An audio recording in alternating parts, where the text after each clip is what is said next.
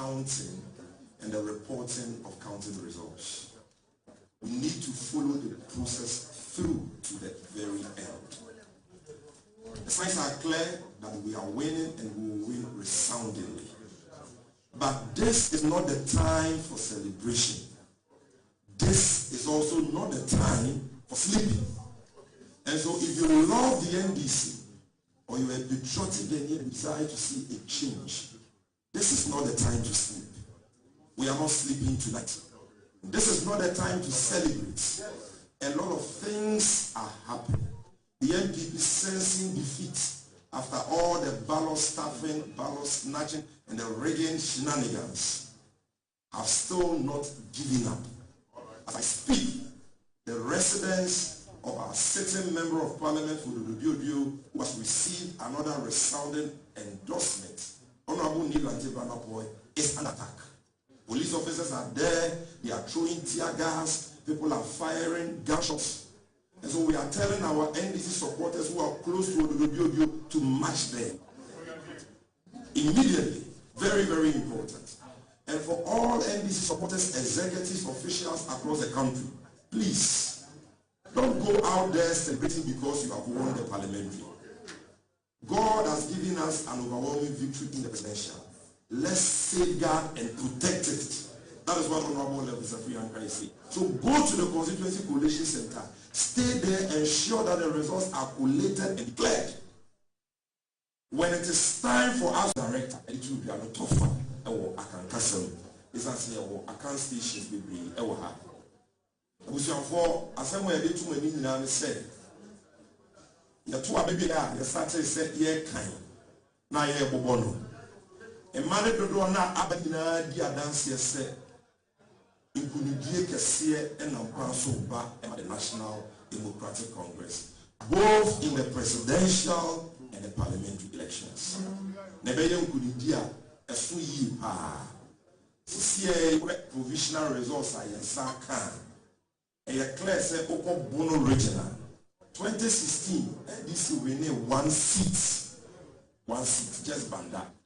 And before Castle Mobile Rainy Bandano, normal rainy 12/12.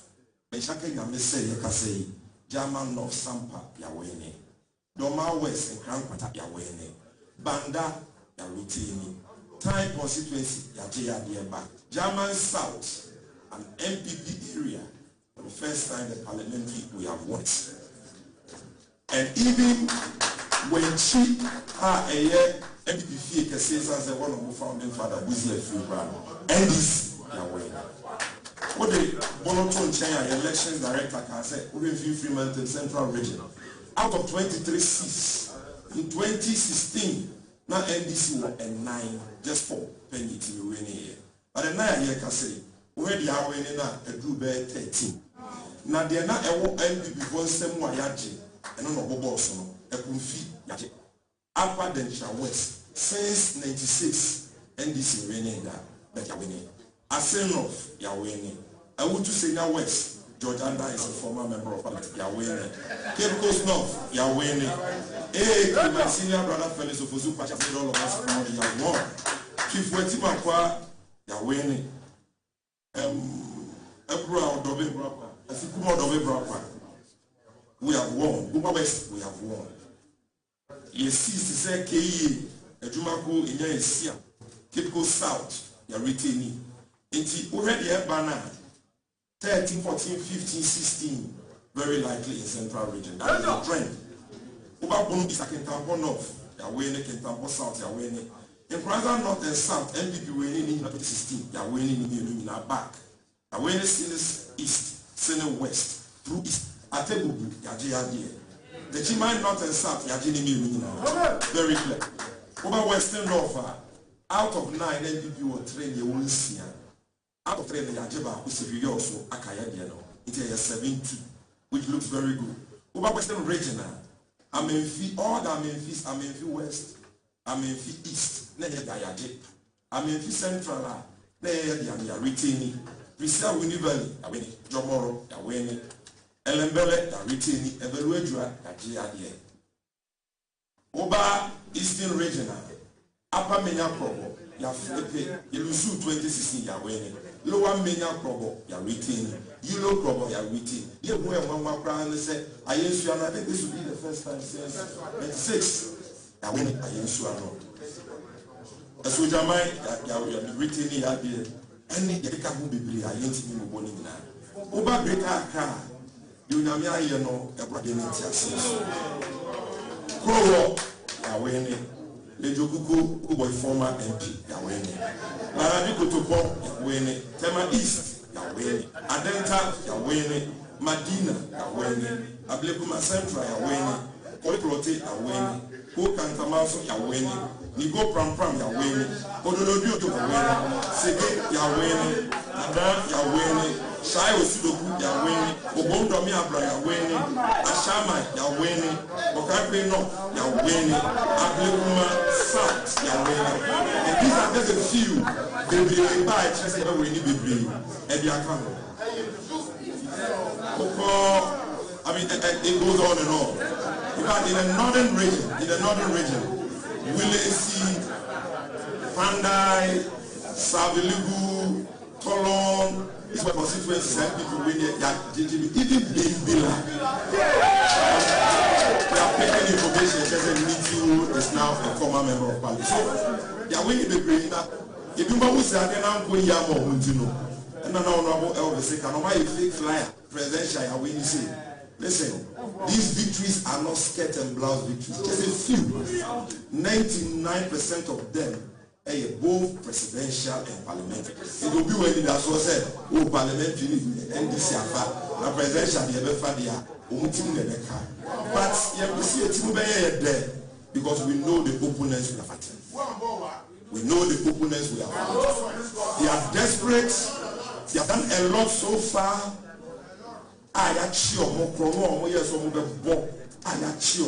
So far, NDC need anybody actually so get a ballot paper. I say with evidence, you can watch them at the appropriate time.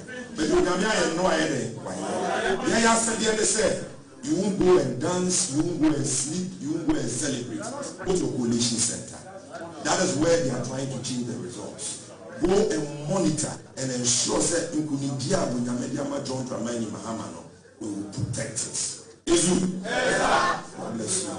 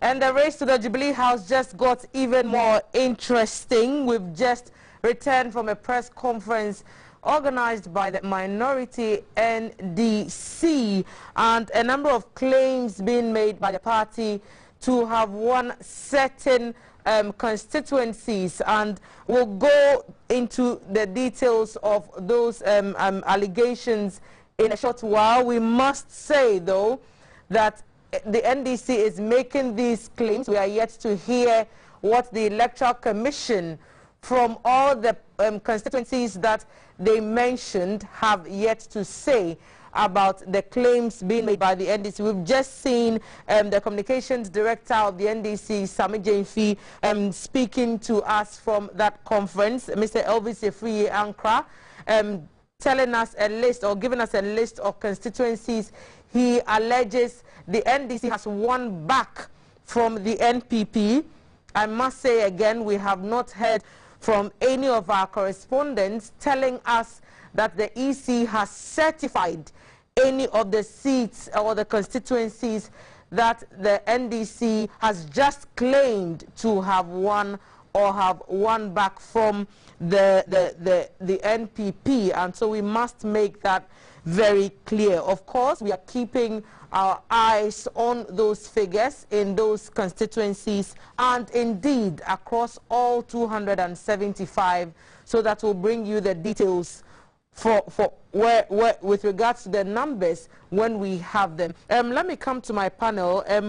First of all, what are your impressions about what we've just seen the NDC claiming and all the seats that they're telling us they have won, even though the EC has told us no such thing?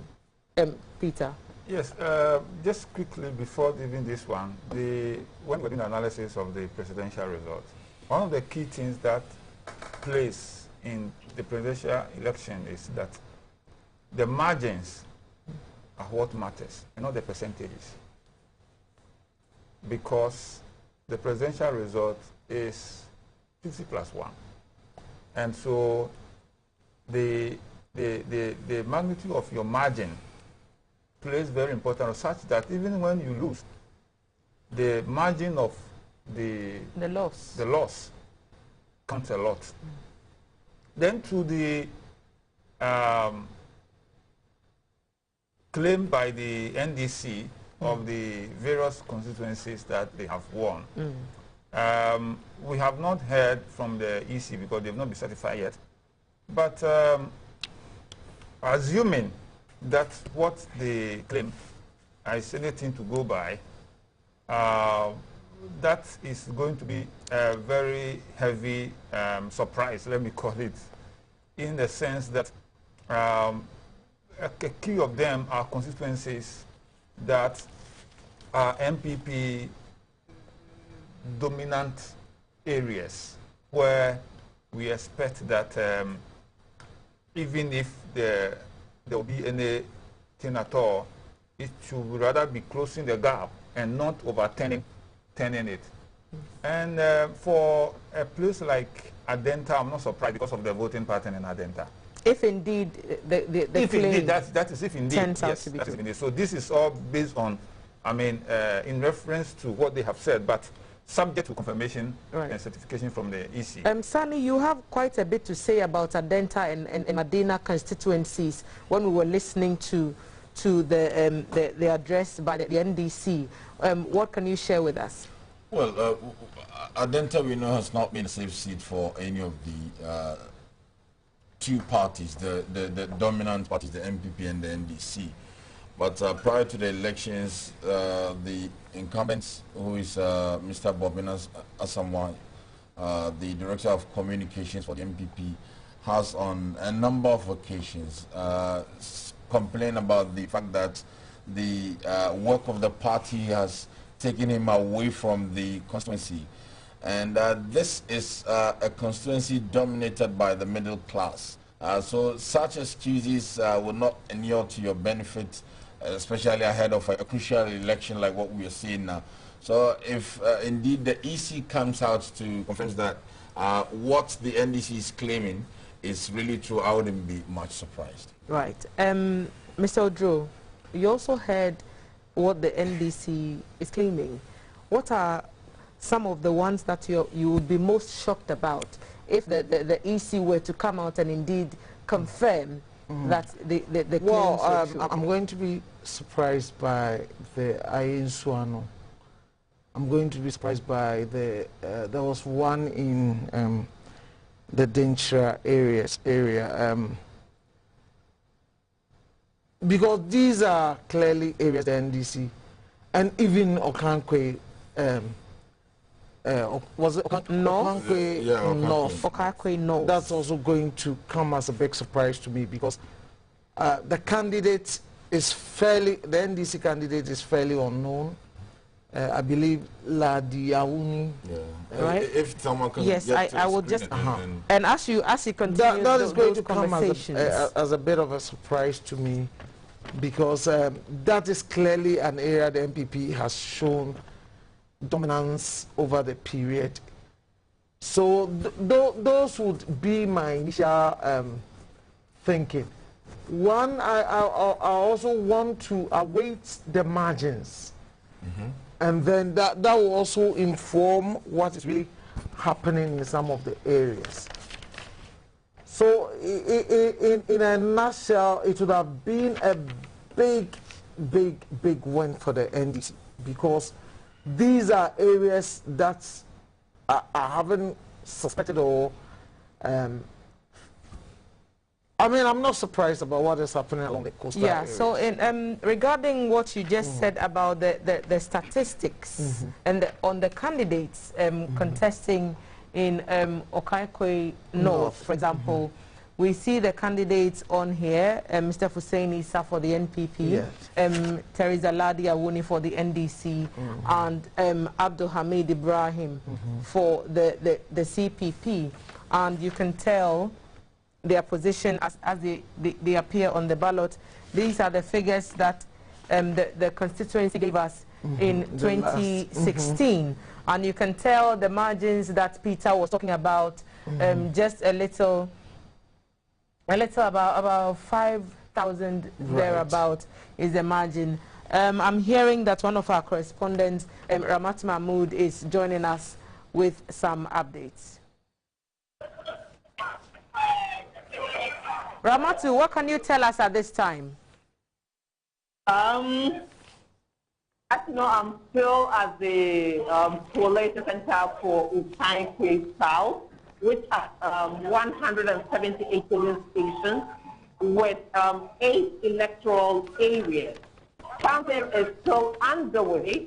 Sorry, not question, sorry. EC is still taking its ballot boxes from the officials.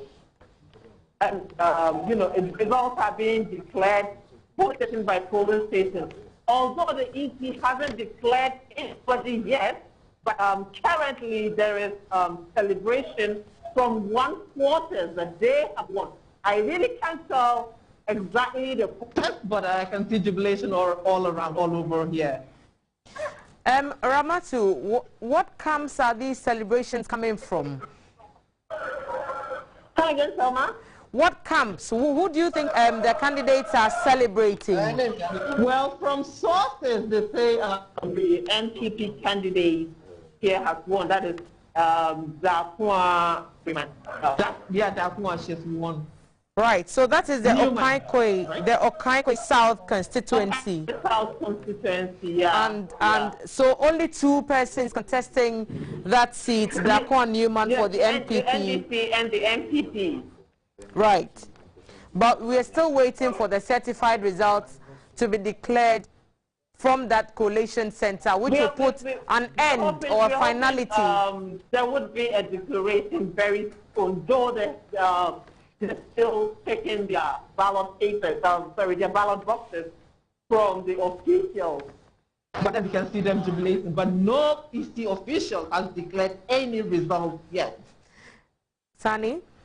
Yes, I think we will leave here for now to... Can you hear me? We can hear you, Ramatu. We will leave you for now to keep your eye on that for us. And when you have a final declaration, we'll link up with you to get what the figures are and the margins as we analyze them in the studio. So she's just been talking to us from Okaikwe South, where 88,500 people are voting.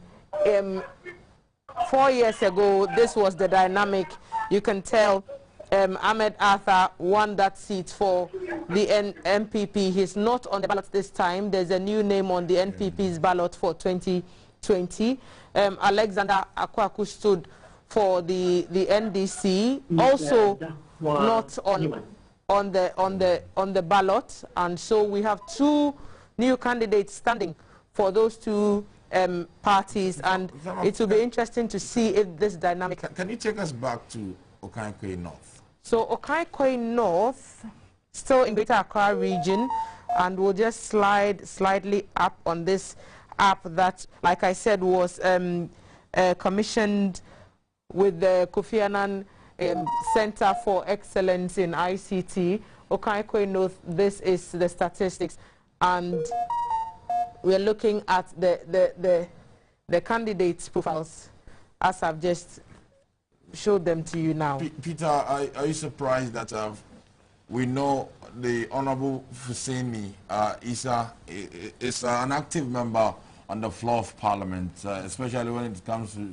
issues of finance and pushing government agenda in the House, and have lost the seats, as we are being told, although the EC is yet to confirm. Is that surprising to you? In fact, because of the way the electorate have become so discerning, these surprises are expected in certain quarters, because two key things are influencing these elections. One, anger,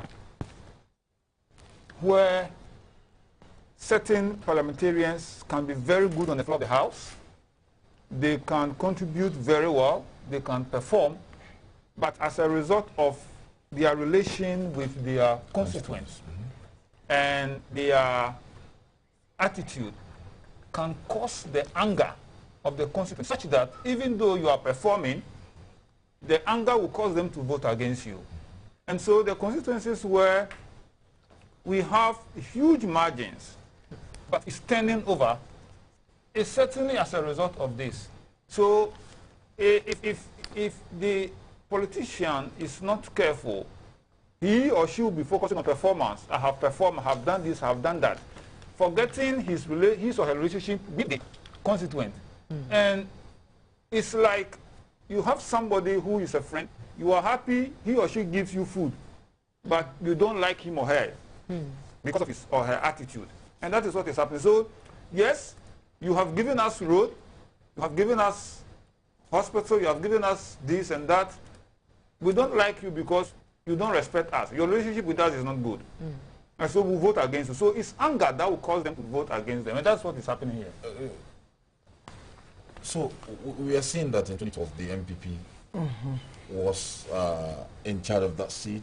In 2016, the MPP retained, and in 2020 they are losing. Is it as a result of the fact that we've seen that consistently the MPP is fielding different candidates? You mean in Okankwe North? No, NDC. MPP has... Yes, MPP has fielded Elizabeth Saki in 2012. She won. In 2016, we saw Fuseni Issa winning. Fuseni has won it twice. Obviously, Elizabeth Saki was not doing so well. But when Fuseni came in 2012 and even in 2016, he improved the performance of the MPP in that area. So generally, just looking at the fact that it has always been blue, you would expect Fuseni to have continued. However, I would have loved, I mean, when you get the fuller results and we see the presidential and the parliamentary, sometimes it speaks volumes. Was it the fact that voters were not unhappy? Voters were unhappy with Fuseni, and they have chosen to get rid of him and retain, say, the presidential candidate? Or the MPP as a whole has been rejected by the electorate? Not to interject you, Mr. Ojo, we are getting some updates from Ablekuma Central, where our correspondent Humo Abdullah is telling us there's been some gunshots. I would like to understand exactly what is happening. Humo, tell me where you are and what you've observed. So, I'm right here at the Collation Center at Ablekuma Central.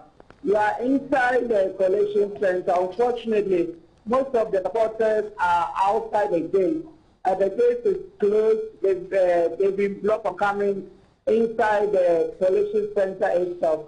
But unfortunately, one of the presiding officers was said to was going out with one of the pink sheets, and the supporters thought he was going to change something. So they pounced on him and they started beating him. And in an attempt to save the person, the presiding officer, then the supporters ganged up on the policemen who were trying to save the man. There were lots of warning shots. The police first fired a warning shot, and then they had to invite the military in, who also came to help calm the situation. Reports reaching us from inside here indicate that 2 people have been shot, 1 dead and 1 injured. We cannot confirm it because we are inside here. And unfortunately, one of the service personnel who came with me was trying to enter when this thing happened. She even got a slap, and then they had to run back to the car. As I'm talking to you, we hear that they are destroying cars and a lot of other things outside. So it's a bit scary here, but we are inside, and well, we are just hoping that things will calm down. Yeah. Right, Musani will speak to you. What is the EC official saying? Are they calling for security backup if the situation is getting out of hand? Initially, the police tried to calm the situation.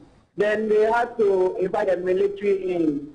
We don't know how many security personnel are outside there, but there were lots of gunshots by the police and then the military.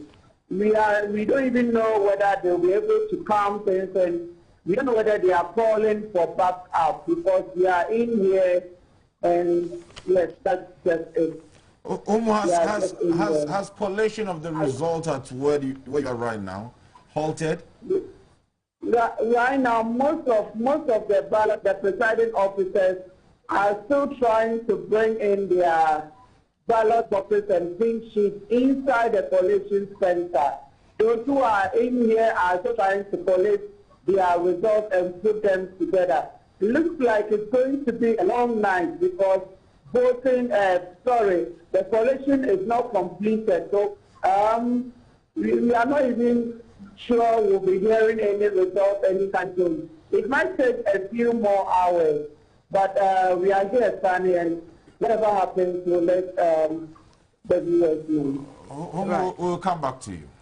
And do keep safe as well. If it's possible to check up on our national service person who went with you and ensure that she is also relatively calm under the circumstances. I will, but Selma, just before you go, there was an incident there I wanted to let the viewers right, quickly know. Then, let's hear Initially, there was, while the collection of the results were taking place, there was one presiding officer.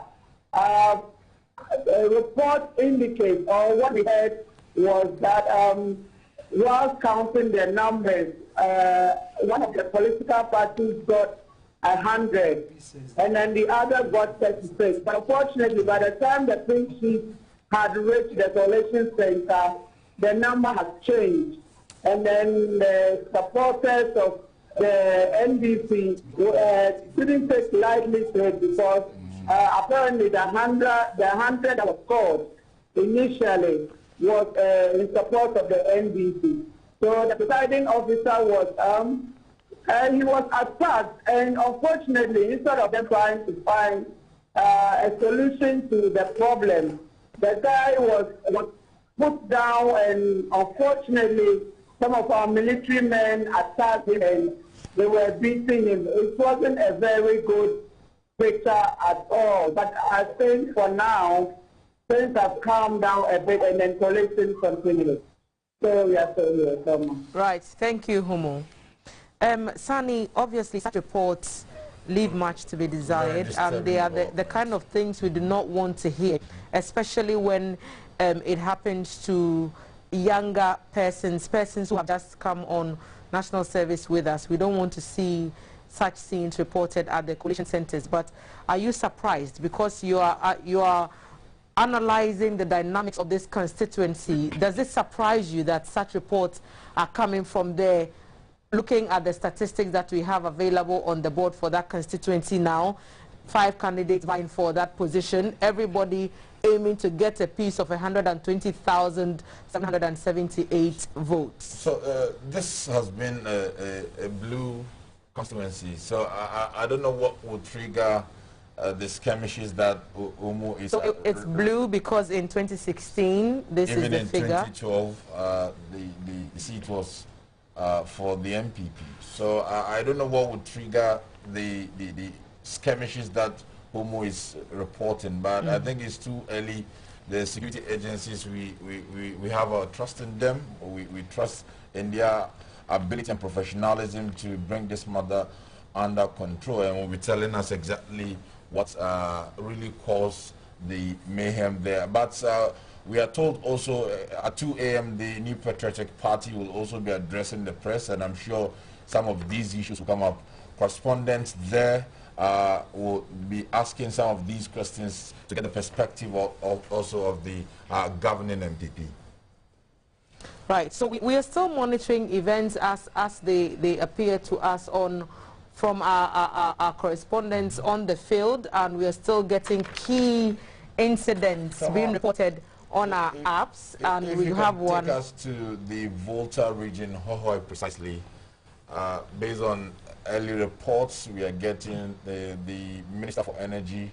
We are told we are yet to hear from the EC has won, and I would like us to study the constituency, the dynamics, and the chances. And if it's true, then it's historic.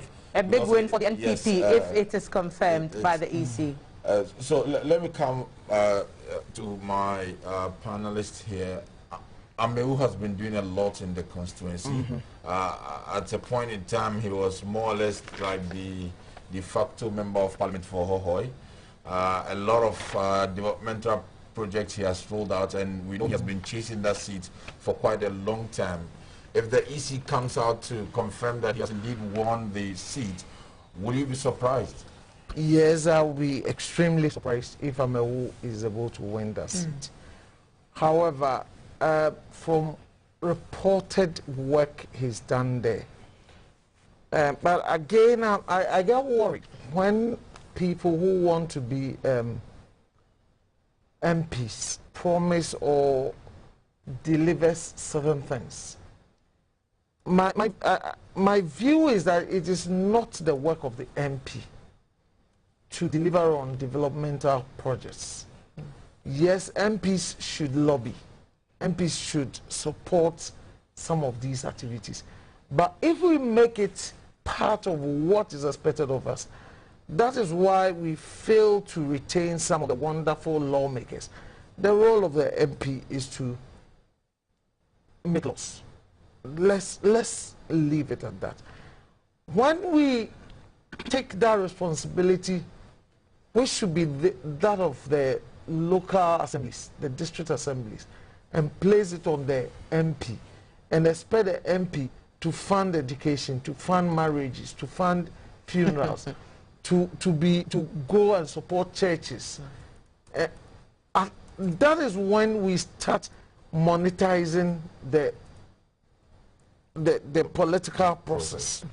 So if an MP is not able to do some of these things for their constituents, then they are deemed not to be performing. So you have an MP who is a minister, who can get access to some of these things, and they are able to deliver it to their people. And you look at the adjoining districts, and people say, hey, you are useless. You are not helpful. Because sometimes an MP, especially if you are in opposition, even traveling in between your constituency and coming to Accra to do your parliamentary work, you need support from other people. I'm not cutting this. The opposition is hard.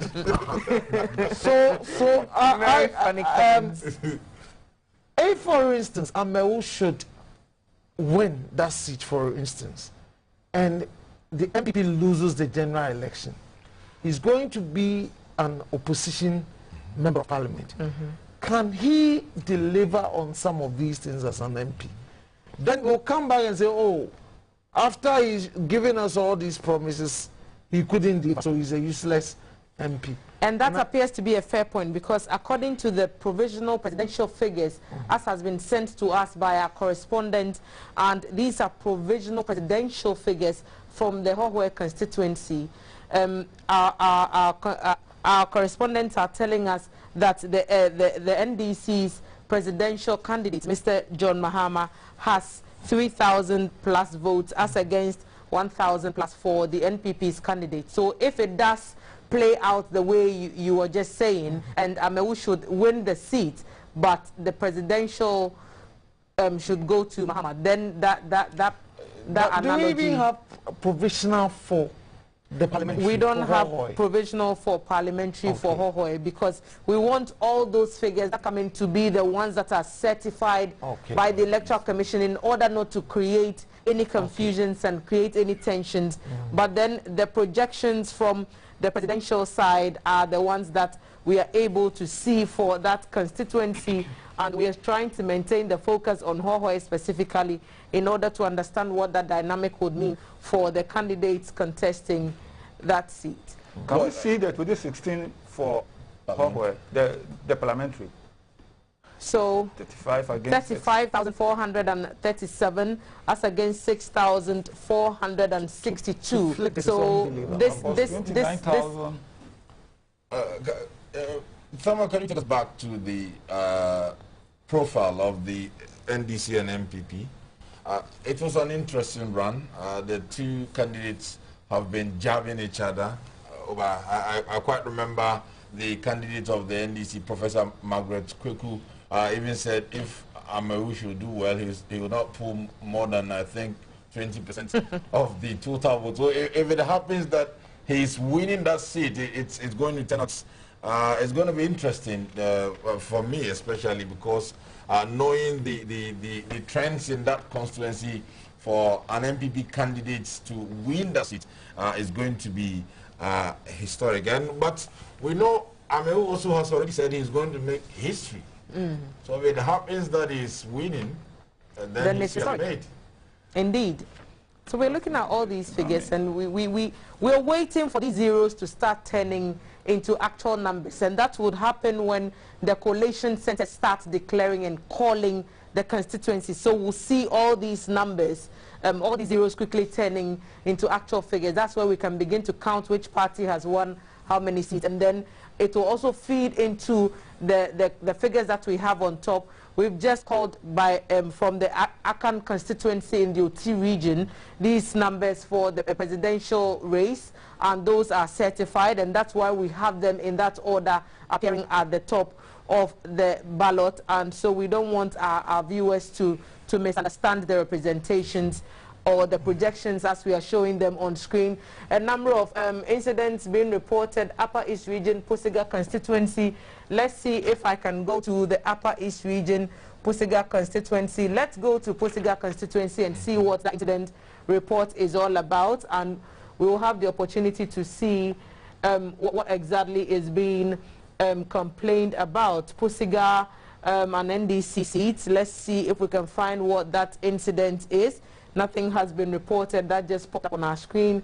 So we are keeping an eye on every single thing that our reporters will tell us from the field. Let's go to Fomina and in the Ashanti. So that's in the Ashanti region, and interesting seat as well, considering the MP who stood and then had to be withdrawn from Parliament because he contested as an independent candidate. And these are the dynamics. We have already dealt with this incident as it happened, and that has been dealt with when the MPP's parliamentary candidate refused to sign and accept the numbers based on the fact that the seal on some of the ballot boxes had been broken. But we have addressed that in our earlier session already, and so these are the candidates as they contest. And obviously the NPP and the NDC again appear to be in position to pull the lead in this constituency as well, Sani. So let me pick this from Mr. Drew. Now that if indeed the EC certifies the independent candidate as the winner in that constituency and he returns to Parliament, how will Parliament be for him? Well, you see, he'll be, that seat is obviously a blue seat. As can be shown by some of the provisional It's presidential obviously results a that blue we are seat. getting from our reporters. It depends how the next Parliament is going to look like. With a predominant MPP Parliament, he can decide that he wants to be, that will be his final term in Parliament and join the NDC. And if he decides that, look, after 2024, he's no longer interested in being a parliamentarian, he can choose to sit with the NDC to spite MPP. But if he chooses to sit with the MPP, then he can be absorbed back into NPP going forward. Because obviously, for more indication, a lot of people are blaming the MPP party chairman as always selling that seat. So it is his decision. An accusation is denied. Well, but consistently there is a change of a parliamentary candidate over the period that he's been the party chairman. And that informed the decision of the MP to go independent. So it is his decision. If he chooses, he can choose to sit with the NDC, and the danger is that he's likely not to come back as MP after 2024. But if he chooses to sit with the MPP, I think the MPP will be compelled to absorb him as an MPP member in the next election.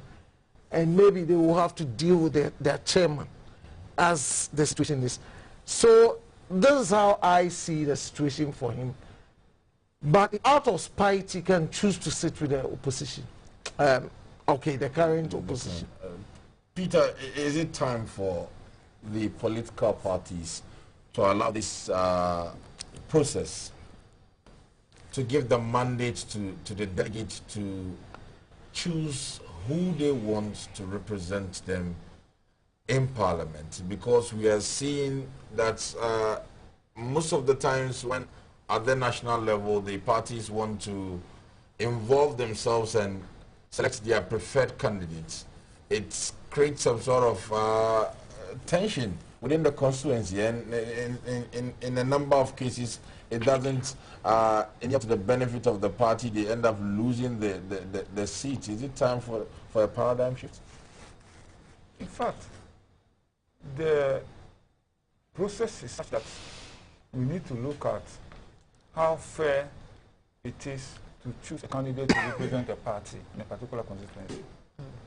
And the current system is the best way.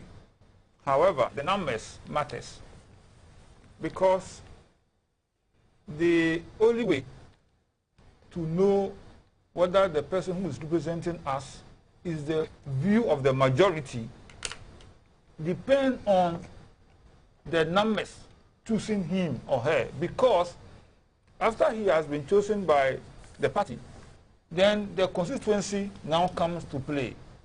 And that person does not need only the vote of the core party members to win. And so they have to look at how to expand the electoral college of electing the parliamentarians. For instance, the chairman who was accused of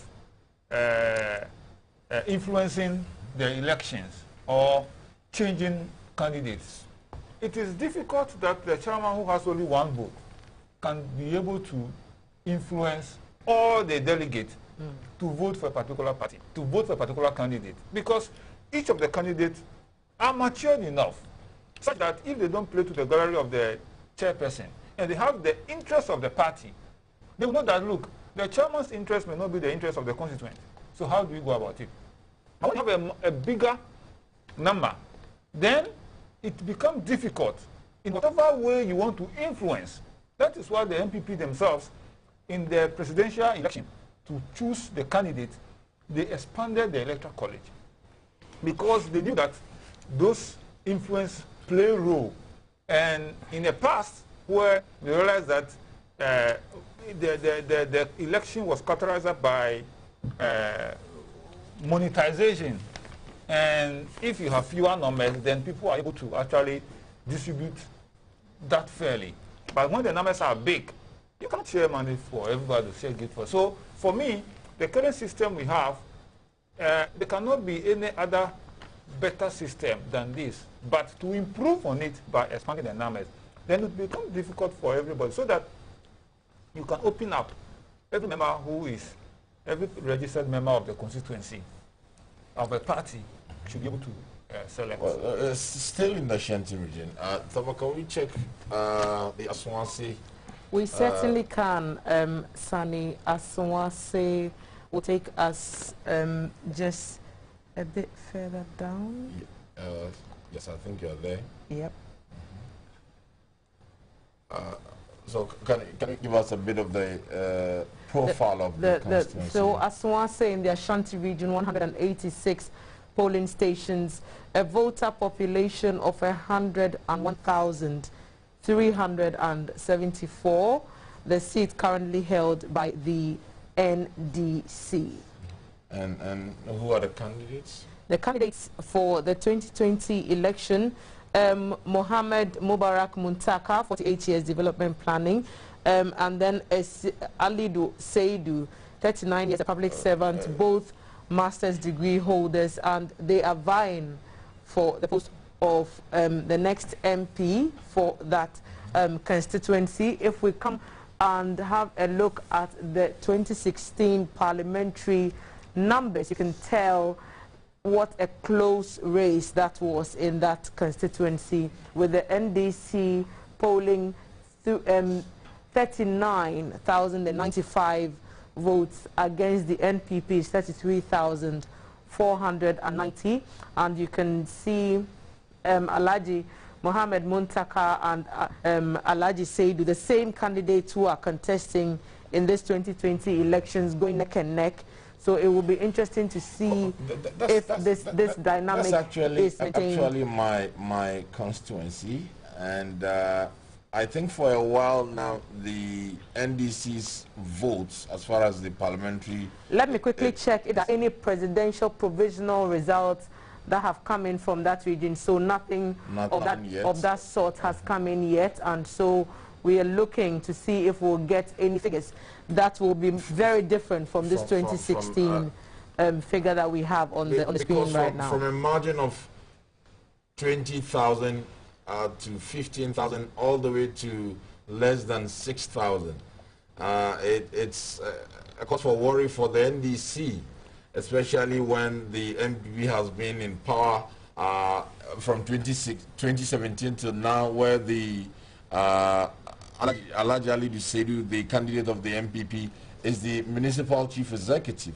Well, he has also rolled a lot of projects to register his presence and send a signal to the people of what he can provide to them when he's given the mandate. Of course, Muntaka Mubarak, we know, has been in parliament, very experienced also, has done a lot for the constituency.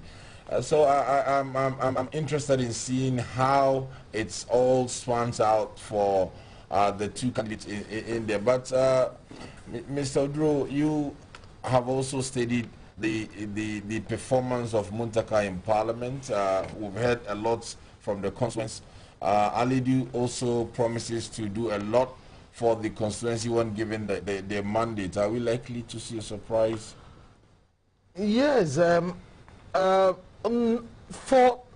For now, I expect the NDC is winning Asawase. For now, there's no, I don't have any figures per se, but you see, if you look at Alhaji Muntaka, he's a formidable force. In fact, if you study his the trajectory of his political career, from the incidents under President Mills, where he lost his position as a Minister of Sports, any faint-hearted person would have fizzled out easily.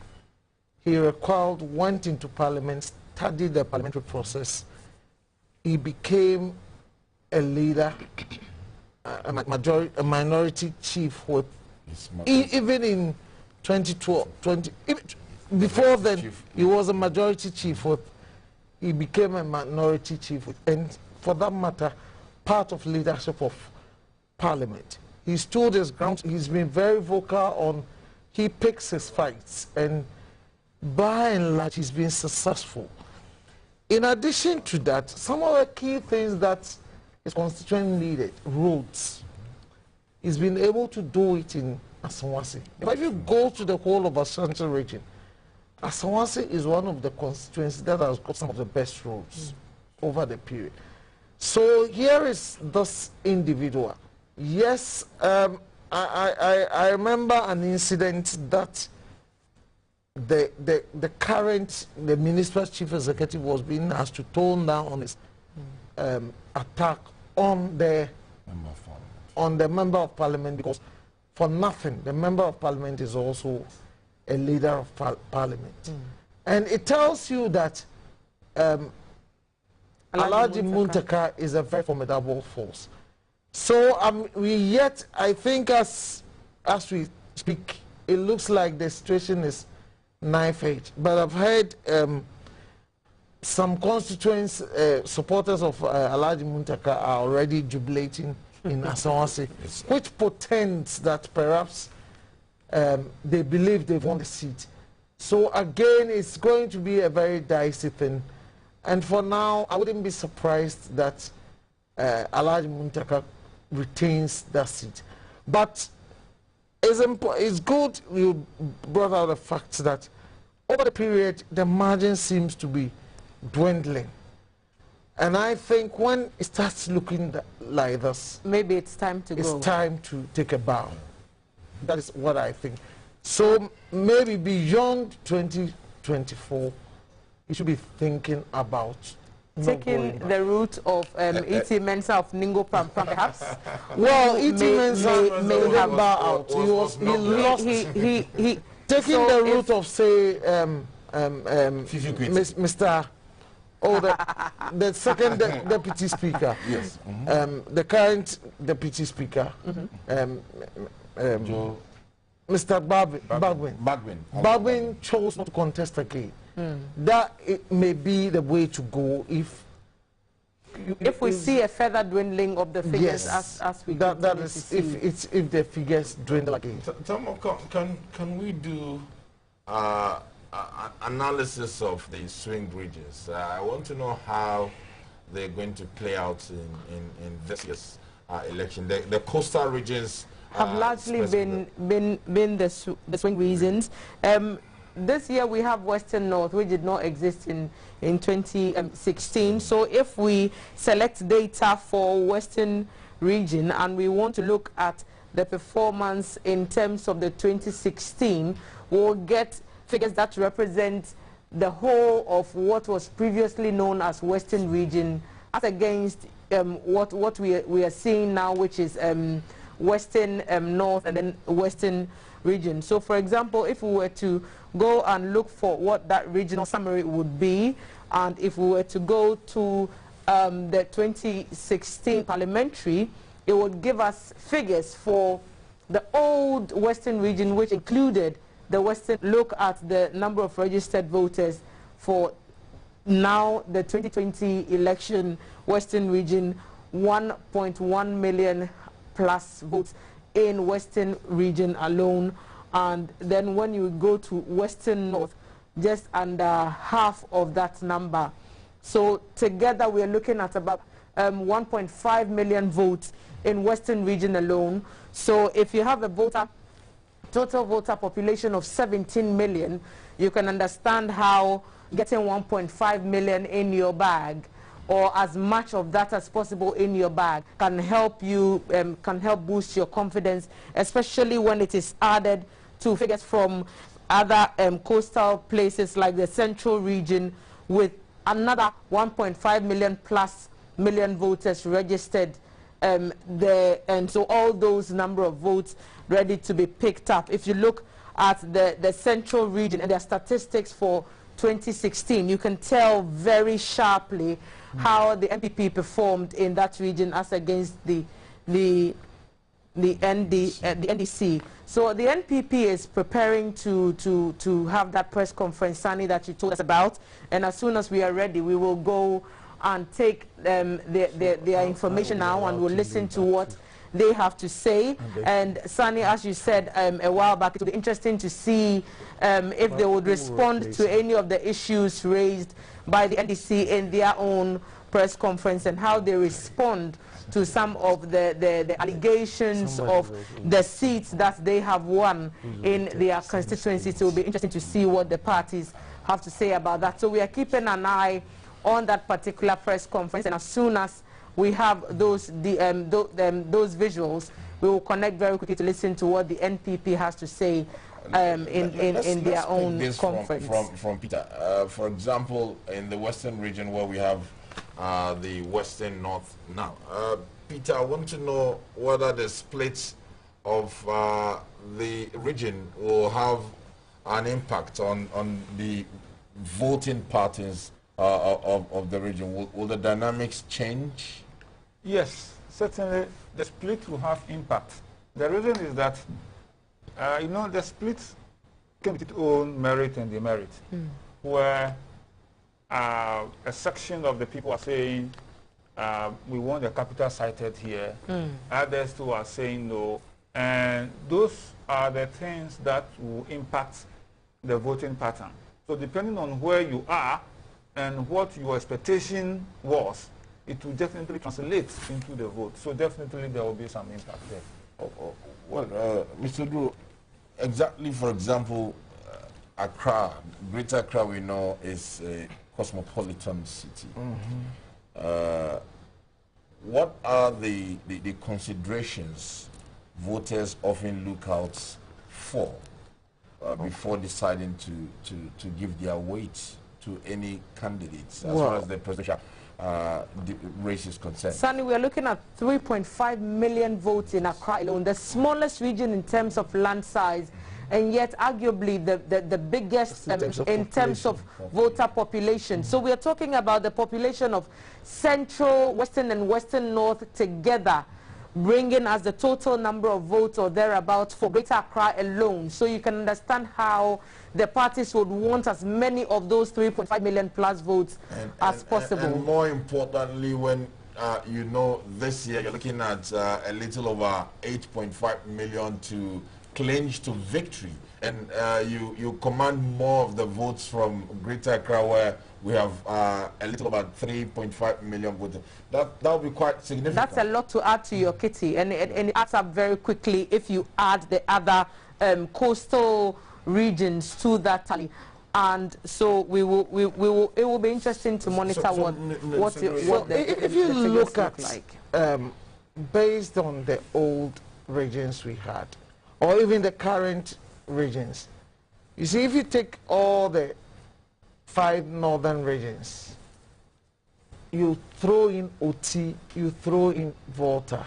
I'm glad you mentioned Volta, Mr. Odro, because we have one certified parliamentary seat, and it's been called for the NDC. You look on our screen and you can tell it's from the Volta region. Any guesses which seat that would be?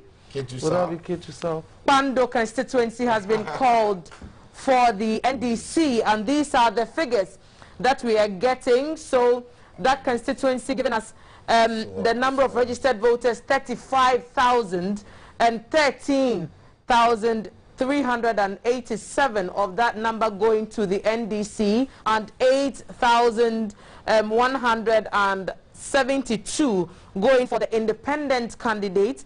And we're going further down, 2,828 going for another independent candidate, and the NPP candidate is in 4th place according to the figures here, with 2,767, and that is Mr. Quist Ernest Theophilos, and he has just polled 9.97% of the vote.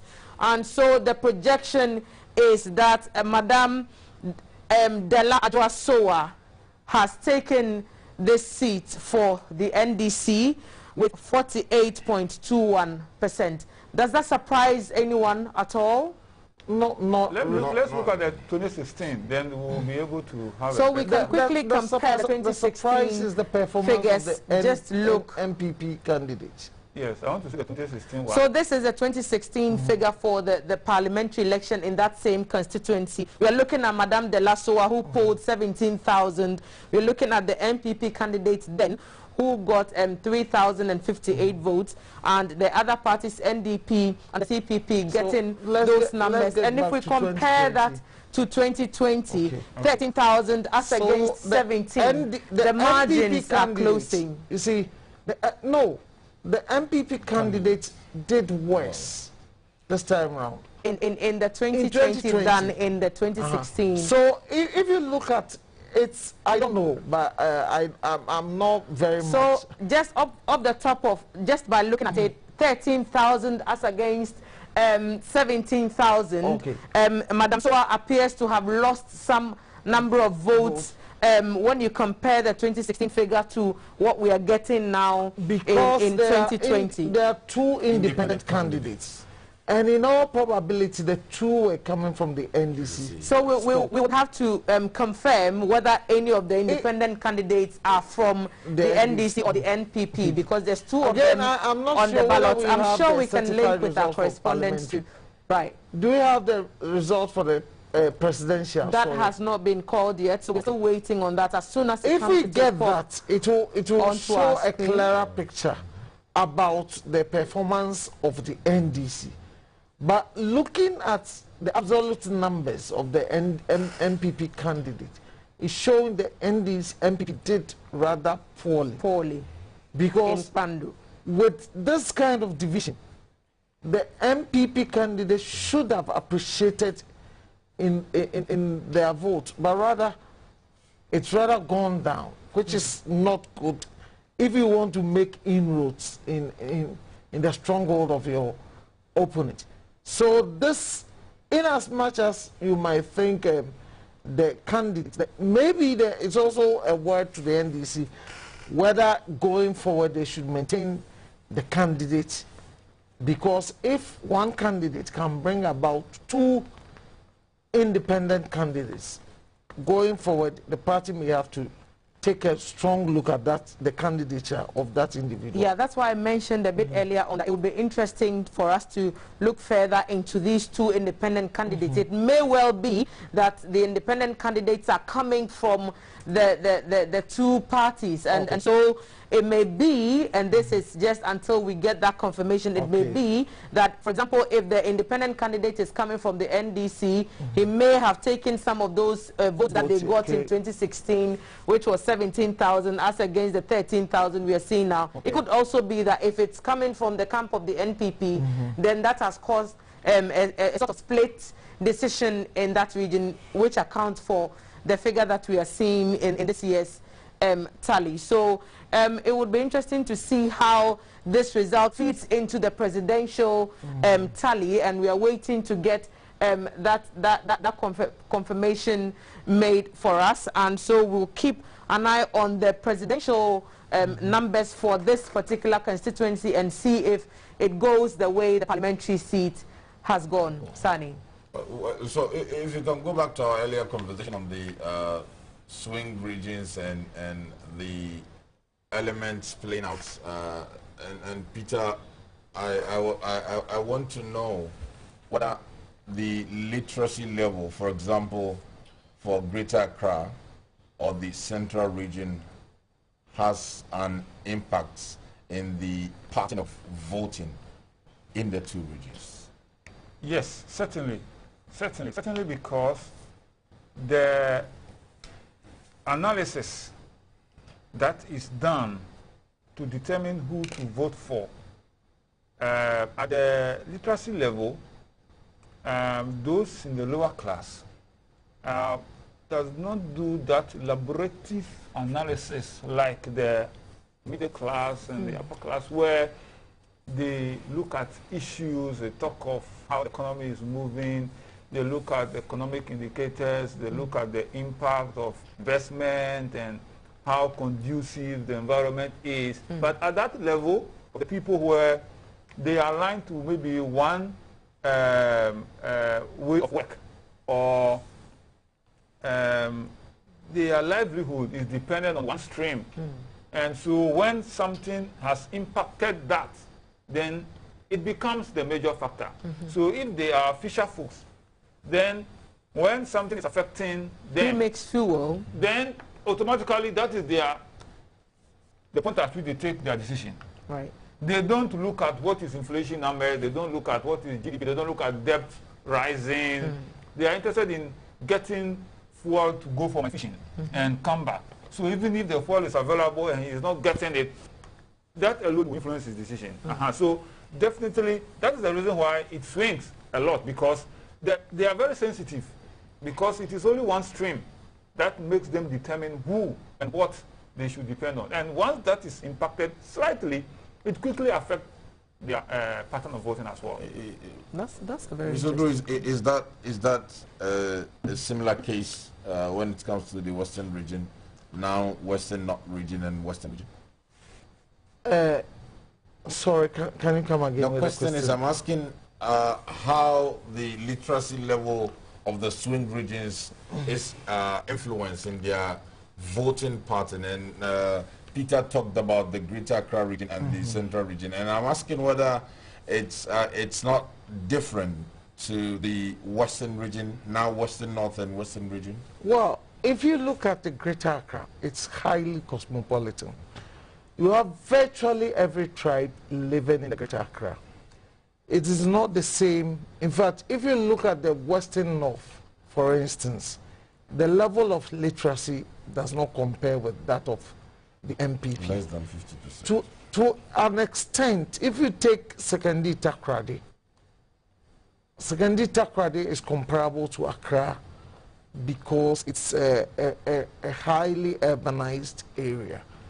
But it doesn't even compare to Accra in terms of the level of urbanization. Accra is cosmopolitan to a large extent. But Sekondi, yes, is highly urbanized. But you won't find the same level of people going there, although in recent times the oil and gas has also become a lot more internationalized than maybe Accra, even to an extent. But literacy level, Greater Accra has got it higher than any the two places. And if you take even the Western and the Western North, literacy is higher in the southern part, that's the Western region, than compared to the Western North.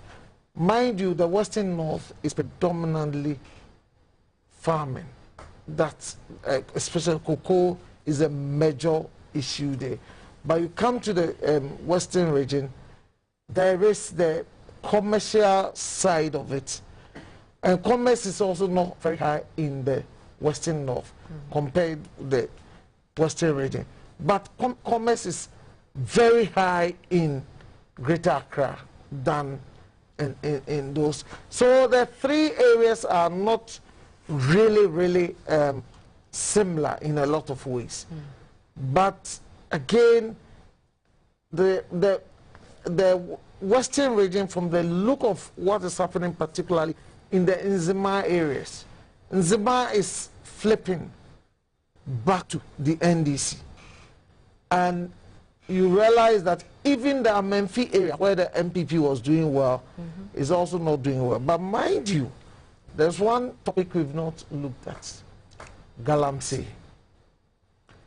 Galamsey is having an effect. We are yet to even hear about, I mean, if you look at Takwa, Takwa could also well flip for the NDC. Takwa could well flip for the NDC. Christian Univali is already gone. Amenfi is gone. These are mining areas, and how the Galamsey question has been treated could well have influenced Prestia Honivali. Although, let me be quick to add that Prestia Honivali only came to the NPP in 2016. 2012, it was NDC. But there's a high probability that the Galamsey issue has played a part. So, for example, the Huni Valley. And sorry, just let me add, when we're looking at earlier on in the central region too, you look at areas like Chifuatimokwa, you look at areas like the one place that has never flipped. I'm just trying to remember, in the I am free areas. That was also, I think it's the I am free area that I'm just trying to remember the constituency name.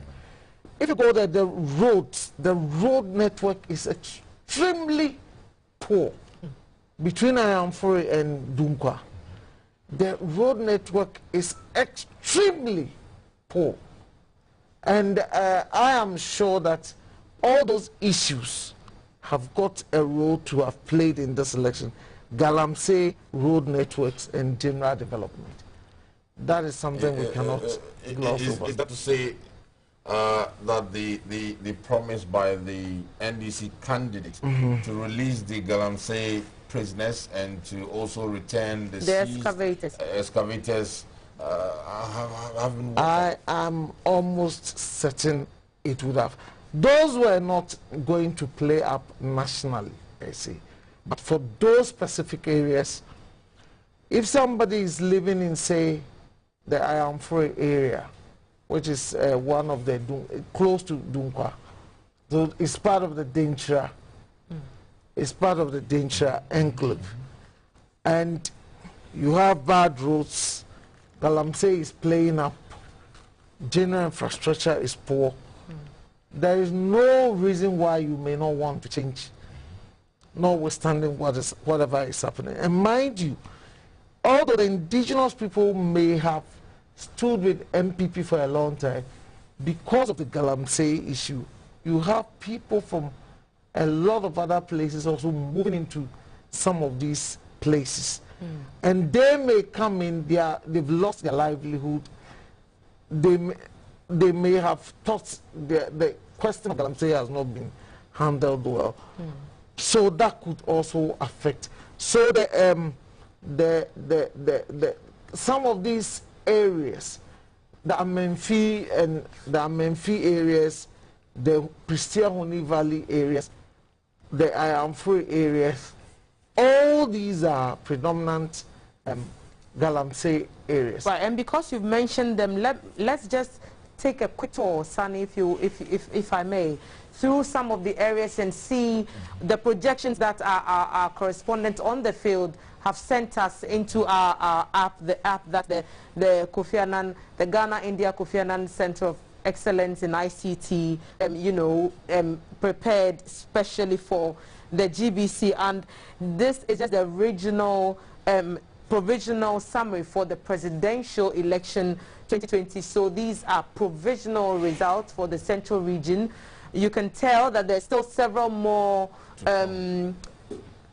counting of polling station results yet to come in. So this is number 3 as against 29,000. So nowhere near a projection in any shape or form. But you can tell that, as Mr. Odro was saying, if that trend should continue, here is the NDC appearing to be in a very slight lead over the NPP's Nana Akufo-Addo candidate, 440 against 412. And so it will be interesting to see if that trend continues. And then if I can just go to the Western region and see what the projections there in terms of the provisional result for some of the centers, the polling stations that our correspondents have told us about. You can see the NPP is appears to be in a lead here by 203,000 plus votes as against the NDC's 182,000. So if these figures continue to follow this trend, then it may be that Nana Akufo-Addo may get a high number of votes in this particular region, or it could flip, because like I said, look at that total, the count at the end of that screen there. You can tell that there's still a long way to go. And even if we were to go to the Western region, to see if there are any projections. You can tell that they are also very much similar. So it would be interesting to see if that is maintained or not. The NDC appears, from the provisional presidential results that we have, to be having a few, about 1,000 more votes than the NPP's candidate. And we'll continue monitoring that situation to see if some of the issues that we've raised is influencing the voting patterns and the trends. And I would also like to remind our viewers that we are waiting to join the NPP for their press conference. About an hour or so ago, the NDC had a press conference where they alleged they had won some 30 constituencies from across so we have an exact figure, 36. I counted up to 30, but I knew that there was more. So they've claimed 36 constituencies. The EC is yet to make any official pronouncement on those 36 seats that they claim to have won. Only one seat has been certified according to our correspondent, and that is the Pando constituency in the Volta region. So this is a provisional presidential result for Western North region, for example, and this is what it looks like. When the 6 new regions were created, the northern region also saw a split. So if you can take us to the northern region. Sure, I can. So the northern region, if we were to get a regional summary, it would give us a summary of what northern region was before it was split into the other regions, especially if we were to go over to the 2016 figures. And so as things stand now, what we now know as the northern region has over 1 million votes, so quite a few votes in there, and whichever candidate is able to pick those up, it will be interesting to see. Look at the provisional result. It's almost neck and neck, just about 1,000 vote difference between the NPP and the NDC according to the provisional results for the presidential election for this year. And look at the turnout. 50,000 plus people turned out to vote. The count is nowhere near an end. We're looking at 19,000 stations to count. Only 122 or so have come so far. 48,000 valid votes cast. Look at the rejected ballots, almost 2,000. So we are continuing to monitor this trend, and we'll see how this one. Peter, the northern region had its challenges prior to the assumption of office by the MPP, and we saw a key challenge in the region was the issue of the chieftaincy issue, the Yana issue, where we've seen the MPP with the stakeholders being able to bring finality to that matter. Is that in any way going to influence the decision of the region if they are to reward the MPP, if we know that the success was achieved under their stewardship? In fact, every success achieved by any government in power, irrespective of the level of the success, it will have influence on an election in one way or the other, because every individual has his or her own checklist that he or she uses to determine who to vote for. So if you have somebody who is looking for peace, certainly with that coming to play, then that person on his or her checklist, the peace comes as priority on the scale of preference. So somebody who is also looking for job, economic activity, and that has also been achieved, then that is also plays a role. So for the dynamics, irrespective of the level, once it has been achieved, definitely it will have some influence. It's the magnitude that matters. So if you look at this in general, the northern region is known to be that. Now, we are people where when you begin to say something over and over, then it catches attention that, okay, because there are a group of people who do not have any checklist at all. And so they are the ones who are influenced by what you repeatedly say, that over and over, it gets into them. It's okay, then because of this, let me go and vote. So the party that has capitalized on that and trumpet it very well will then catch this undecided voter population to be able to switch to their fold. Mr. Dua, are we likely to see the trends changing in the northern region now that we have the savannah and the northeast regions carved out of what used to be the bigger northern region? Well, I've still not. I'm a bit confused with the trends in the northern region, particularly. It looks as if NDC is doing very well in the savannah area. So when we look at the 2016 figures, we see 18 as against 13 seats. Okay. For I mean, if we put all of them together again, maybe still the challenge is that we are not getting certified results. So sometimes some of the information for me I'm getting from, they are not confirmed sources. Yeah. And sometimes you get fed with the information that could be totally false if you are not careful in using them. But then I want to see, you see, it's in all likelihood, President Mahama is going to take the savannah region. But there are two key areas I'm still waiting to see. Damongo, as we speak, we are not sure the results. And then Salaga South. These are two areas in the savannah region. I'm waiting to see how they pan out. So our provisional results for the presidential for Damongo has not yet come in yet, but you can see how the candidates performed in 2016. Okay. Parliamentary, have you received anything for parliamentary for 2020? So this is the parliamentary for 2016.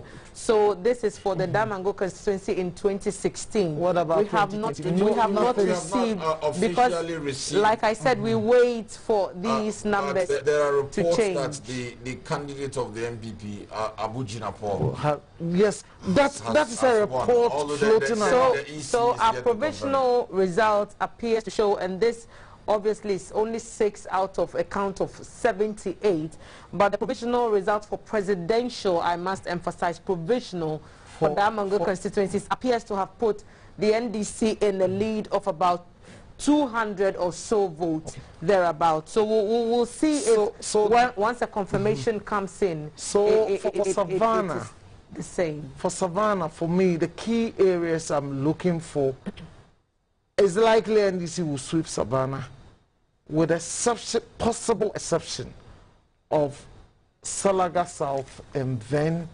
Damongo, which we are waiting. We are getting some key alerts for presidential, confirmed presidential results coming in from one of the constituencies in Greater Accra, I believe.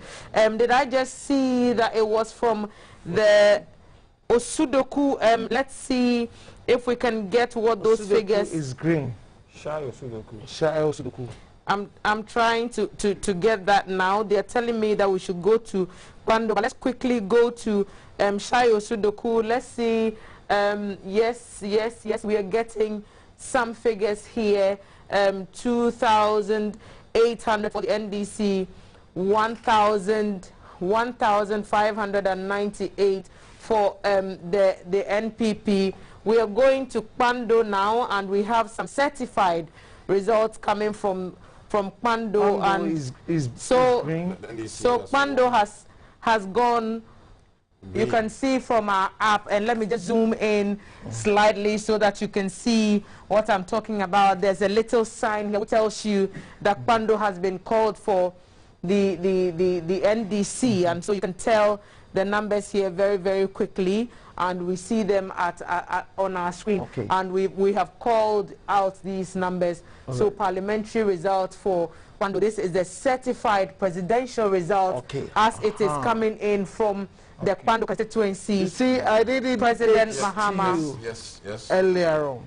But when we see the presidential, we see that certainly these in the parliamentary, it was the independence that brought down significantly the number of the NDC parliamentary candidates. Right. So this confirms my expectation earlier. I did mention that. Yeah, you did mention. So it tells you that Kwando remains true green without question.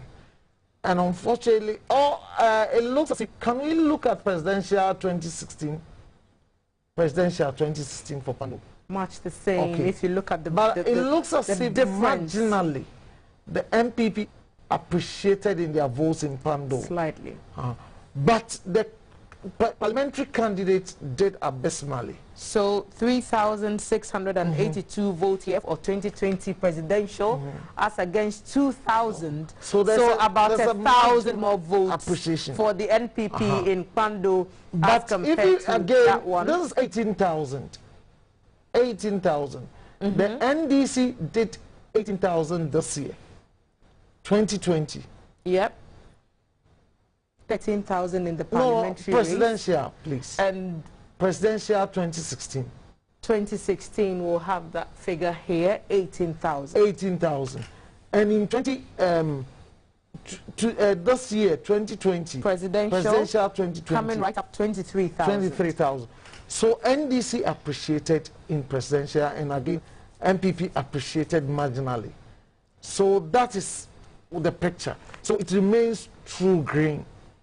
It would be interesting to see what the actual statistics from the EC would be at the end of the exercise, because they told us that there were quite a number of first-time voters coming onto the roll, and so it would be interesting to see what they added to the Kwando constituency and others in terms of you know, the number of votes they put into each party, and I'm sure that later on they may have those details available to us. But let's look once again at the certified results that we've received for the Kwando constituency. So we received certified results for Kwando constituency for presidential, and according to the figures as have been announced from the Collation Center, which our correspondent has fed into our app over here, turnout 27,805, which is about 78.75%. Registered voters 35,307.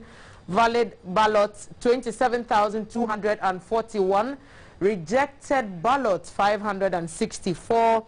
The NDC presidential candidate, Mr. John Mahama, polling 84.8% of the vote, as against the NPP's candidate, President Akufo-Addo, 13.5%. The GUM candidate had 0.9% with 250 votes, 103 votes for CPP's candidate, Mr. Ivor Kwabena Greenstreet, representing 0.4%. The NDP, which is represented by Nana Konadu Ajimai Rawlings, polled 39 votes in that constituency, representing 0.1%. The APC, Hassan Ayariga, 0.1 with 15 votes. PNC, Mr. David Apasera, 0.0%, 12 votes for that constituency. The PPP, also 0.0%, Madam Bridget Dubenuku, polling 12 votes in that constituency. GCPP 10 votes, 00%. LPG 7 votes, 00%. Okay. Independent 7 and 0004. For the ones at the latter end of the ballot. So no surprises there from our panel again, for Kwando. Again, the margin matters here, not the percentage for the presidential. So the NDC is having about 5,000. 5,000. More than 5,000. Yeah, exactly.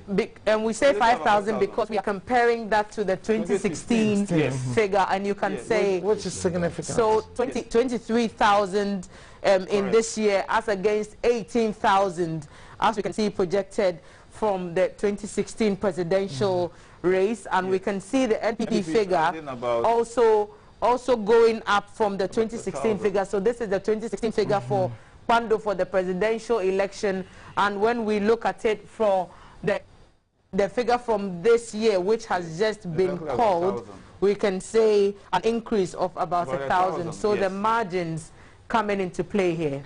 Mr. Odro, I want to understand from your perspective if the deployment of the military during the voter registration exercise and the contested impression created that the government deployed the military to stop the people from registering in their numbers, will have any impacts in the people's decision making? Including the closure of the borders at that time, which was due to the COVID-19. Yes, I mean, if you see, on the other hand, that would rather encourage people to go out and vote. If people feel or a perception is created that you are not loved and that there's a deliberate attempt to ensure you don't vote, it would rather ginger people up to go and vote. That, I mean, if the people believe that indeed that was the perception, it may not be, it may be, but nobody can prove it was or it wasn't. But if people feel that they've been hemmed in, if the people feel that they're being subjugated, there's a tendency to look at first, legitimately, what can I do? The legitimate thing is to go out and vote. If they think they don't have any legitimate means to overcome that, then you can have the worst case scenario of a revolt. To an extent, let us even look at when the Western Togola people issue came. There were clearly people who were not party to them, who were jubilating, as seen in some of the places like Japan and other places. So it didn't look too good, but I also think it's a dangerous game to play. Whatever it is, we need a one united country. We cannot allow sectionalism to take over any part of the country. So I'm not too sure about the reality on the ground. So it is one issue that I felt, indeed, I still feel uncomfortable to talk about. So indeed, if we had to go purely by the numbers, if we look at the 2016 ballot, the numbers for 2016, look at the number of the people who turned out to vote, 21,000 plus people turned out to vote. Look at the figure who turned out, let's go to the parliamentary, look at the figure that turned out to vote twice. So about an increase of about 6,000 there. So is that a thought to mean that they felt good enough to go out and vote as against, because there were more people at the polling stations casting their ballot in this election than the last one? Again, what has the role of the new entrants onto the voters' roll playing in such numbers? It will be interesting to see what the EC data that we'll get later will add to that conversation. The argument of Mr. Odro to be legit, because if you consider the number of votes the NDC has been getting in the Ketu South constituency, supposedly the World Bank of the NDC, it has been dwindling. So if it's true that as the impression is being created, they are being marginalized, then the people will look for legitimate alternative to make their voices heard, points understood. And we are not seeing that. So maybe the NDC needs to look at how things and dynamics are playing out there to restructure it. Some may also side with the ruling party to say that then indeed what the government explained to us as acting in the interest of the people could very well be true, and this could be claimed by the NPP particularly as a victory, because then it tells people, just purely by going with the figures, that people felt good enough about the process to want to make their voice heard through the power of the thumb. That could be another argument. Peter, you have a bite on that? I agree, because we all heard what happened and thinking that people are going to be afraid to turn out to vote. And if the numbers are increasing, then certainly they really meant the business. And so that is correct. Yes, but then the votes didn't particularly go in favor of Nana Akufo-Addo in this constituency. So their voices heard, yes, but not in favor of the ruling party. So strongly making a choice for candidate Mahama in this constituency, Sani. Yes, let's go to the eastern region and see how things are unfolding there. Eastern region, which is right here. If we have any of the provisional results. So we are having some certified results for the region. Let's go. Just in comparison, that's what we had for 2016 for the region. In 2020, we have some figures coming from our correspondents, and it appears to have put the NDC's candidate in the lead. But as you would know, it depends on which particular constituencies these numbers are coming from, because we do know that there are some constituencies that, when the votes are counted, would likely put the NPP in a very strong lead. And we'll be back to analyze some of those details as we carry on with this conversation. If you've just joined us, you're watching GBC News.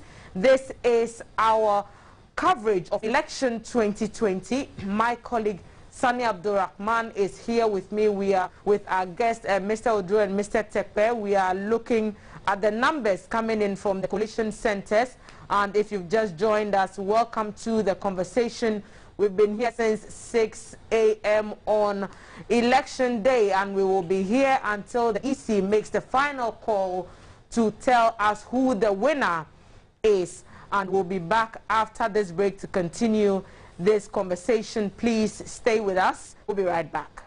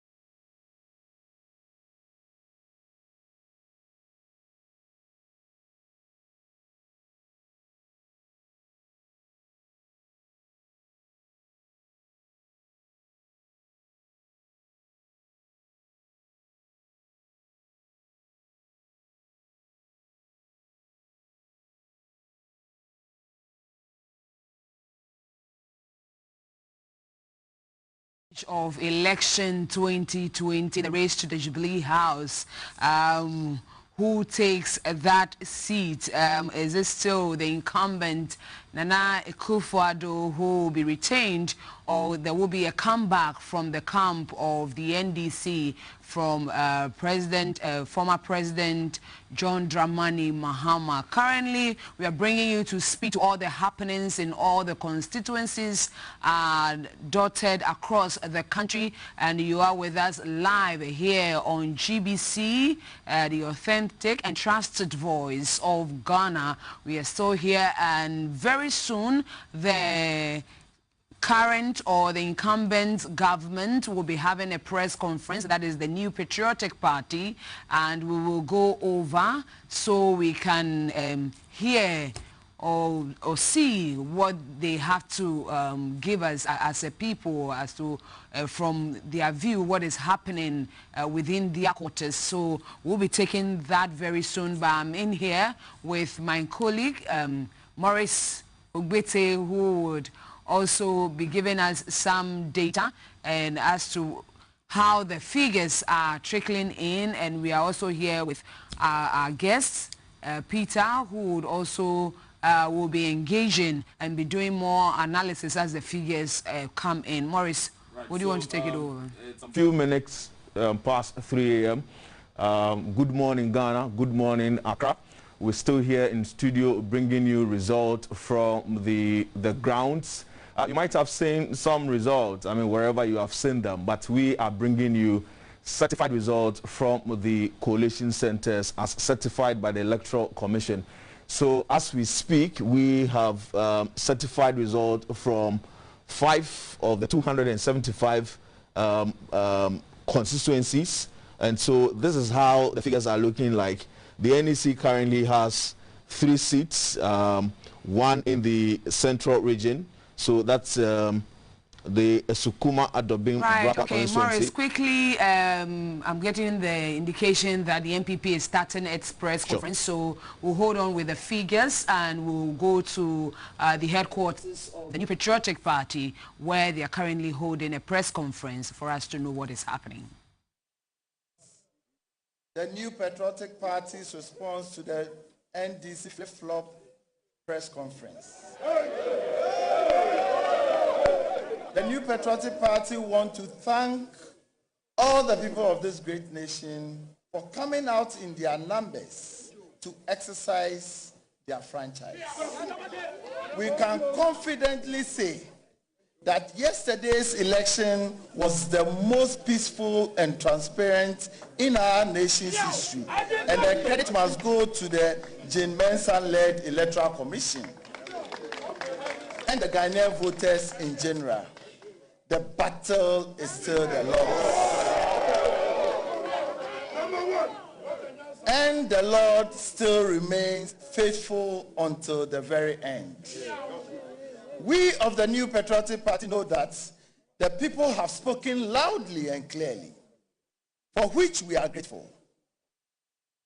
We also believe you came out yesterday in your numbers to vote to show who you know has the capacity and competence to lead this great nation on the path of all-inclusive, progressive, and prosperity.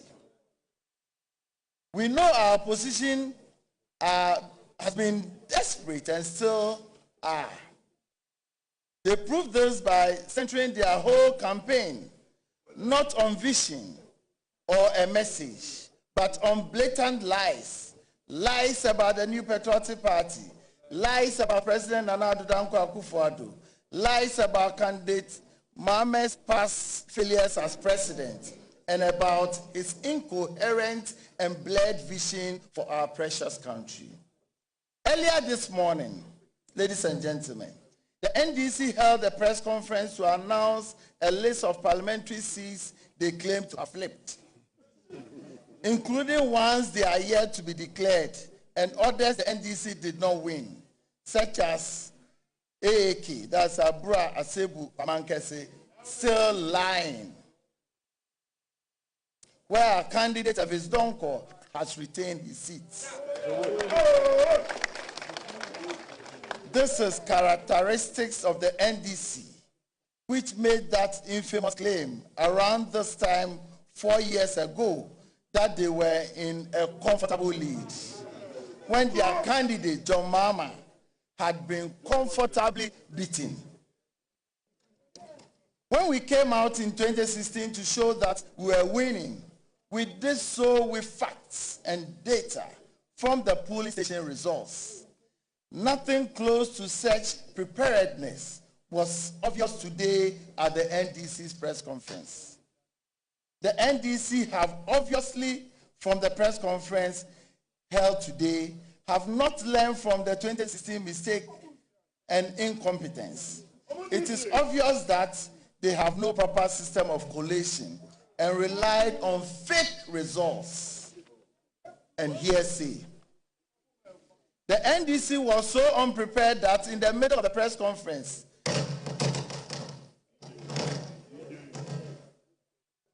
the speaker, Asawase Ankra, had to rely on Sami Jemfi's whispers, his usual misinformation into Mr. Friye's ear. The NDC needs to take Ghanaians seriously and check their facts before addressing the nation. This is a serious matter about elections results. Creating insinuations which creates a lack of credibility on our whole election process. The MPP's 2016 win of majority of 169 seats in Parliament was historic and the first of its kind since the Fourth Republic dispensation. We are happy to announce that for the next Parliament, it is obvious from the results declared across the constituencies that the MPP will still maintain a majority in Parliament.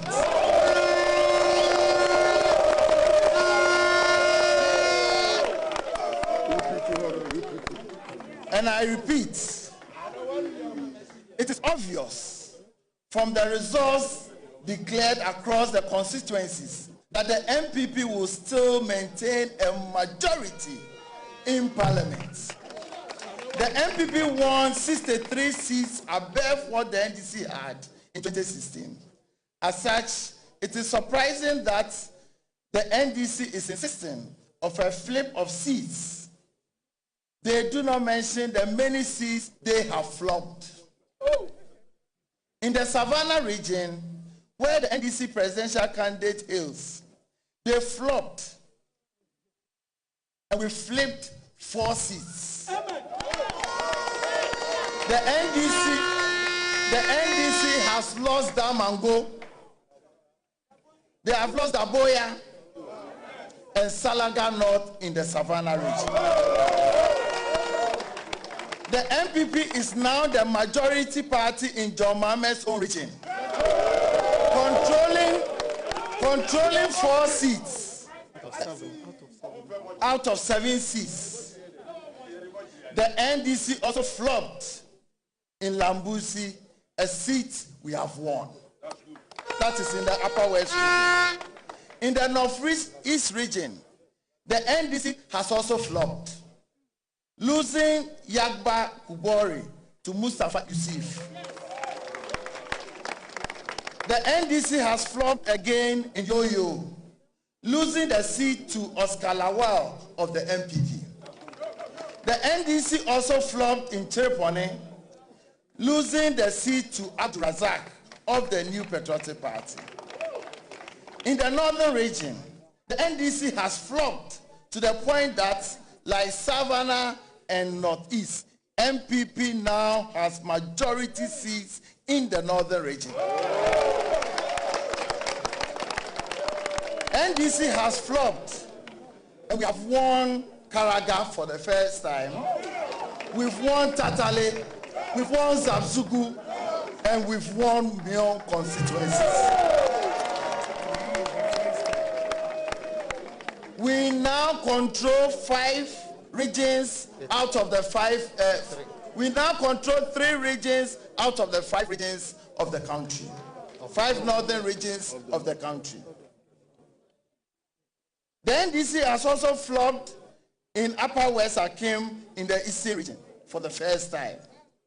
The icing on the cake is the historic NDC flop in the Volta region.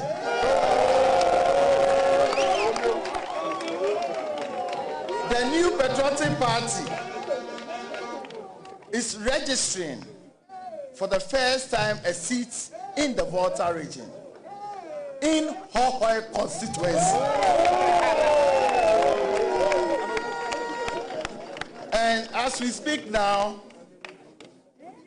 Honorable Peter John Amewu is the MP-elect for Hohoi Constituency in the Volta region. It is remarkable that the NDC at their ill-prepared press conference made absolutely no mention of the main prize, the presidential race. It is because they know that it is their biggest flop of all. They know that they have lost the presidential election. That is why they are running away from the figures. And I saw some figures that they are churning out, and true to their nature, they didn't even get it right. They've churned out figures. They are having 53%. The New Patriotic Party is having 52%. The other parties are having 0.4%. If you add up, that is more than 100%. How incompetent can you be? Ladies and gentlemen, we will refrain from declaring results. We will leave that to the EC. However, from the results publicly declared, collated and announced at the constituency level, and also from our own internal collation system, the efficacy of which is not in doubt. We are happy to announce that we have so far collated and vetted, as at 2:15 a.m., we have received in our situation room here in Accra the scanned pink sheet results from 34,040 polling stations nationwide, out of the total of 38,933, including special voting ones. This represents 87.43% of all polling stations, with 4,893 outstanding. This puts the MPP candidate, Nana Addo-Dankwa Akufo-Addo, in the lead with 6,085,708, representing 52.72%. This is the highest number of votes to be secured by any presidential candidate in the Fourth Republic. John Mahama is number 2 with a total vote, as we speak now, 5,308,033, representing 45.93%. Each one of these pink sheets has been scanned and are available for inspection. Just as we did in 2016, we'll take some of the media people to our collation center situation room for you to have a look at each and every pink sheet that has been scanned that we've received as we speak now. With just 4,893 polling station results still to go, with Nana Addo-Dankwa Akufo-Addo leading John Mahama by 777,675 votes, it will take much more than the usual propaganda to flip this. Whereas we do not wish to declare that we have won the presidential race, we can confidently say that Nana Addo-Dankwa Akufo-Addo has secured a clear, incontestable margin ahead of John Mahama. We will, however, as responsible citizens, wait for the EC to declare the final results. As we come to the end of this election period, we call on all well-meaning Ghanaians to exercise patience as we wait for the declaration of the final results from the Electoral Commission. President Nana Addo Dankwa Akufo-Addo and the MPP, from our projections, collections, we are on course for a second term in office and a majority in parliament. We are confident of this and await declaration from the EC as is constitutionally mandated. We end by advising the NDC to reverse the directive to their supporters to mass up at collation centers. Collation centers are not where elections are won and ballots counted. They had some 10 hours to get their supporters to mass up at polling stations up and down the country to vote for them.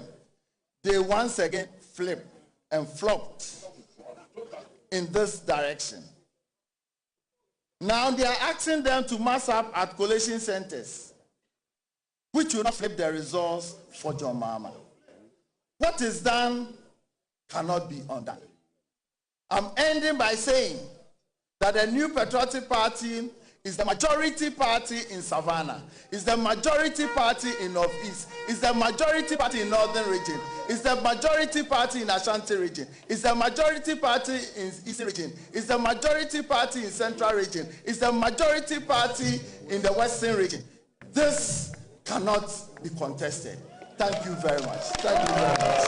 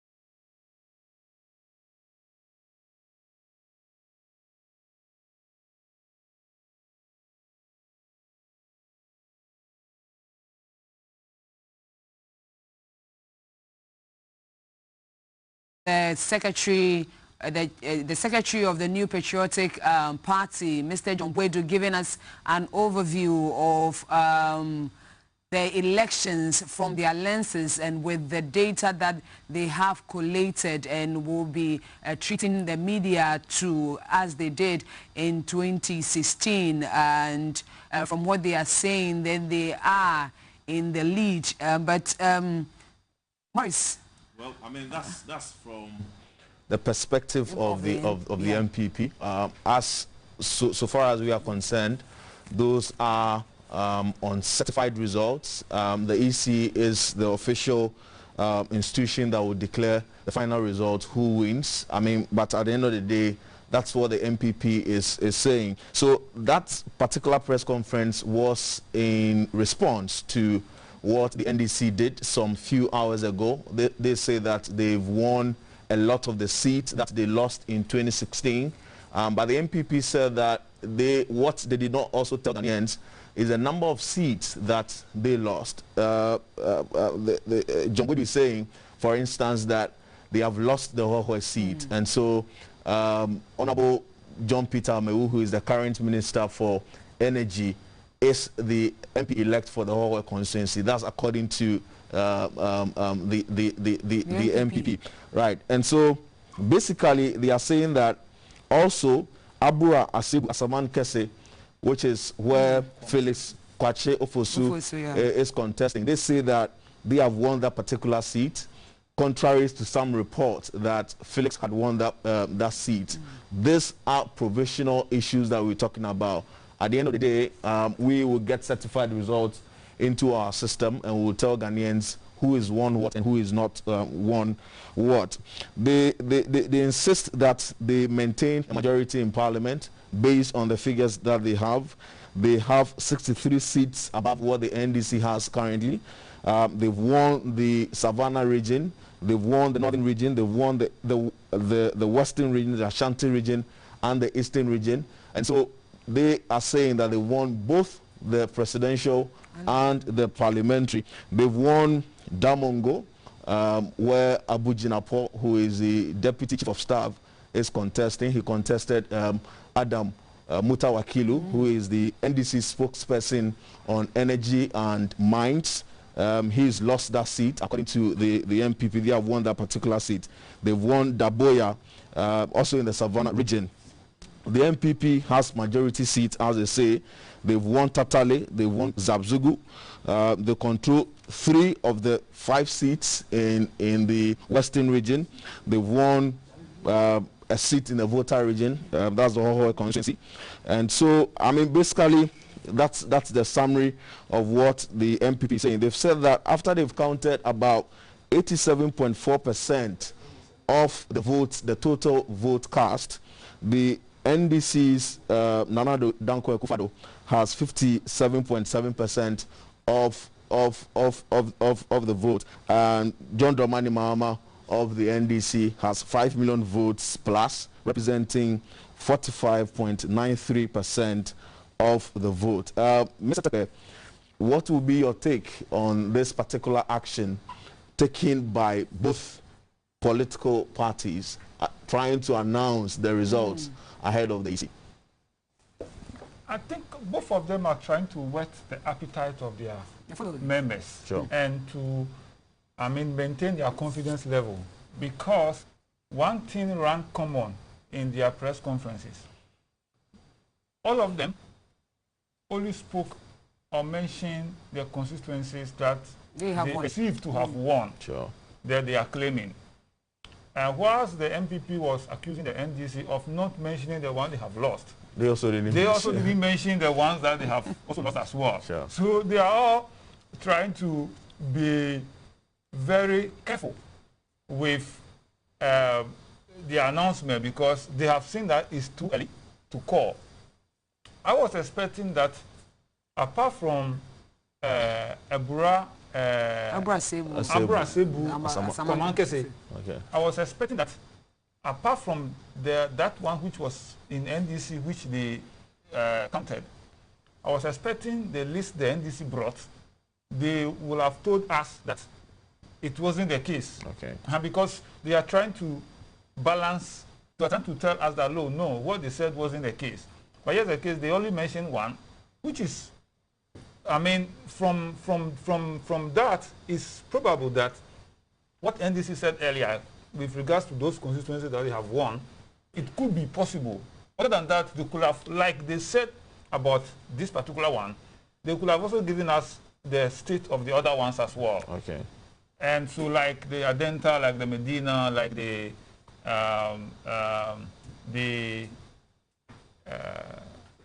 Jokuku and the rest, they could have given us that analysis as well. And so we are currently, this is a stage where everybody's seat is hot with regards to the two political parties. But if you listen to the NDC, they didn't touch on the presidential result at all. They didn't touch on the presidential result at all. Yes, which is also strange to me, in a sense that by the time they gave their press conference, looking at the number of parliamentary results they got, they should be able to also have an idea of the presidential as well, because it's the same police stations that they got those results from. And I'm sure as they receive the numbers from the polling station on the parliamentary, right, they should have also received that of the presidential as well. Sure. And so depending on what they are looking at and what they are seeing, then they want to come and wear the appetite of their members of what will look good. And that is what is playing. But before we go to the messages, you know what? One thing that stood out also was the use of data.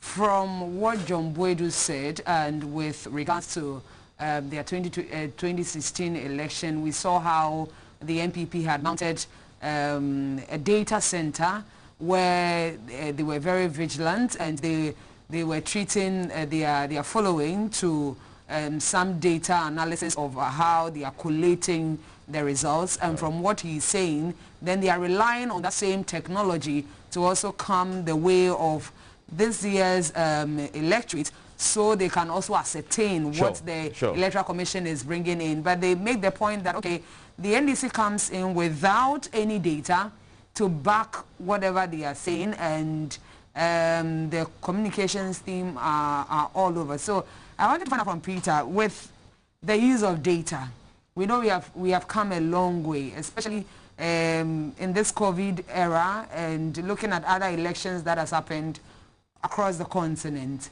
With the use of data, with political parties, how should they come up so that by the time you are giving out your press conference or communicating to your people, then you have some facts available to be able to support your claim? Yes, it's true. In fact, if you look at the two announcements, NDC was more cognitive of the announcement by not giving us any factual evidences. But if you look at MPP, they were able to mention some figures. Sure. That should tell you that they were relying on some figures, on some numbers, on those, which means there is a source. Sure. That's why they asked that the media can verify from their, coalition center. That is what the NDC should have also done. They should have been able to give us some numbers of where they were as at the time they were announcing. And that is very key. Other than that, now they have given us numbers, 6 against 5, 6 million against 5 million.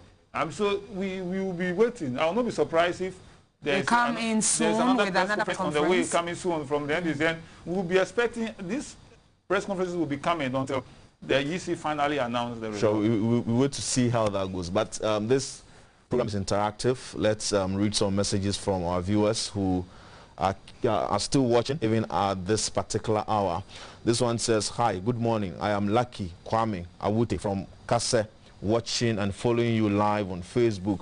The NDC is reeling in a comfortable lead to victory by the grace of God. Please, can you feed me with updates through WhatsApp? So all our updates will be on our screens.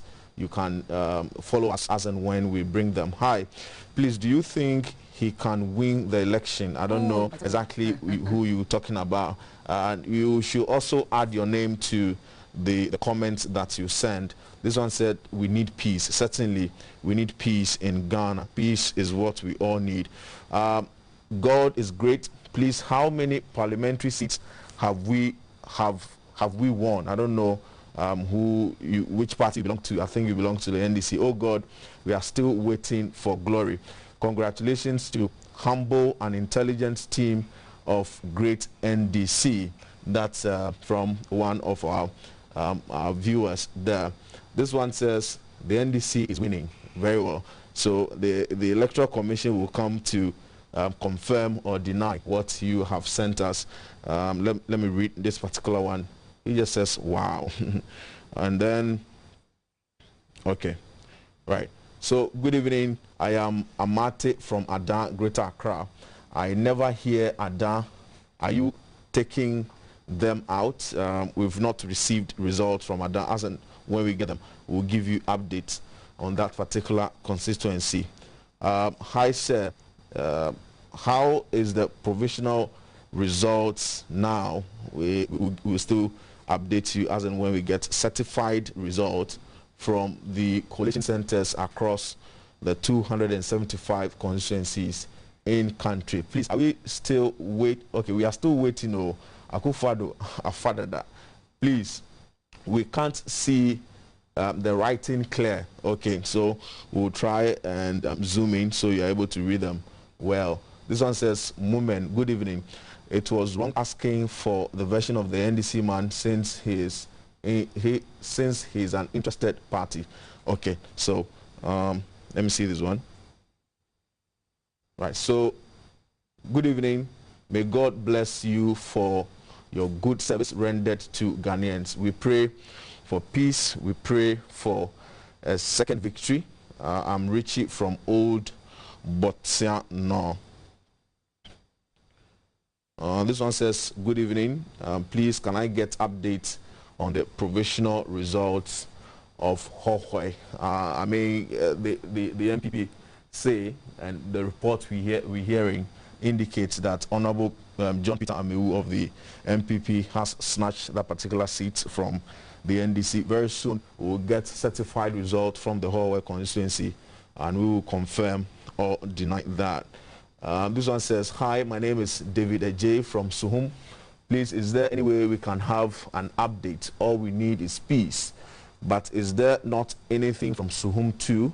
Also, is there anything coming from Volta? So I think we have some results from the Volta region, and so we'll project that on the screen so you read, so you see them. Hi, good evening.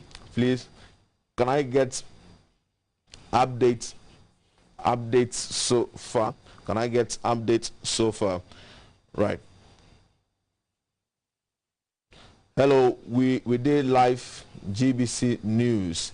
We need results from the Upper East region. Thank you very much. We'll bring you some results and when we get them. Hi, good evening. I'm Seydu Bright. Please, can I get a professional results for Ati Ebu Amantain Constituency? I don't know what you mean by professional results. Maybe you're talking about certified results. Let me read this final one. Hey, could you please share some news from the Obom Domiabra constituency? When we get results, certified results from the coalition centers from that particular constituency, we will share with you. I am Julius. Good evening. Please, can you update us on the constituency results and presidential outcome so far? Exactly, that's what we've been doing in studio all day, all night. And so just when the Electoral Commission declares who is the winner for this particular election, we will let you know. Kindly let your panelists understand that being in Parliament is like being promoted to a new class in school. It's up to you to learn on the job. There is no specific person who is designed to go to Parliament. They all get there to make their names. Check from the UK, John Major, and former Prime Minister and his background. Let's stop being stomach direction and face the facts. Our NDC MPP should be serious and stop their tricky way of politics. He is Jire from George. Okay, so he's George from Tema. So Rebecca, these are some comments we're receiving from our viewers who have been watching us since we started this whole process. And that's impressive. And again, we'll need to reiterate that with the figures the MPP and the NDC are putting out, they are claiming to be winning, but we haven't received any certified results from the quarters of the Electoral Commission. And as and when we get them, then we'll put it out to the public so Ghanaians can know the certified results as such. So the MPP is claiming to be winning, and the NDC is also claiming to be winning in particular constituencies. And as to the seats they are losing, nobody is saying them. But as and when we get the certified results from the quarters of the Electoral Commission, we'll make it known. So, Morris, Peter, yeah, we also have some certified results that have coming, and that will be put up our screens very soon, so that is coming from the Coalition Center of the Electoral Commission. Those are certified results, and and they will be displayed on the screen very soon so that you will know what is happening as to whether the press conferences being held by the two major political parties and what they are claiming is right. Otherwise, then we'll get to know. So quickly we'll be working around and getting the figures so we can speak to the figures and we'll speak to the facts and leave you to ascertain how the things go, especially when the figures are coming in from the Electoral Commission's arena. So this is our election 2020 coverage, and we are still here ensuring that you get all the updates that you require to be able to make a decision already. But now we have some figures, and we can go over to Maurice, who will also be telling us what exactly we have gotten from the quarters of the Electoral Commission. All right, so Rebecca, as you can see on the screen, we have 10 of 275 certified parliamentary results. And so far we have the MPP with 6 seats of the 10 seats. The NDC currently has 4 seats. GUM has none, the APC has none, and the PPP doesn't have a seat yet. Let's look at the seats that the MPP has won so far. 6 seats for the MPP. We have 4 for the NDC and 0 for GUM. And so far, this is how the picture is looking like. So of the 10 of the results that we have received so far, His Excellency Nana Dankwa Akufo-Addo of the MPP is currently in the lead. He has 287,268 of the vote cast, representing 55.2% of the vote. These are the certified results that we've gotten, 10 out of 275. His Excellency John Dramani Mahama, the former president of the Republic of Ghana, has 226,591 of the vote, representing 43.5% of the vote cast. Mr. Christian Kwabena Andrews, he is actually pulling a surprise in this particular elections. He's beating the PPPs, the CPPs, and all those the popular smaller political parties that we know. He has 3,974, representing 0.8% of the total of the votes that we have received. The certified result, from the 10 constituencies out of the 275 constituencies, and so that's how the whole thing is looking like, Rebecca. Right. So, Peter, from the figures we are seeing now, yes. 10 out of, yes. Yes, 10 out of 275. But there's one thing that I think the EC will have to look at in subsequent elections with the rejected ballot. And if you look at the numbers, so far we have 13,611 rejected ballots. And it is mainly because of the folding of the paper and the ink.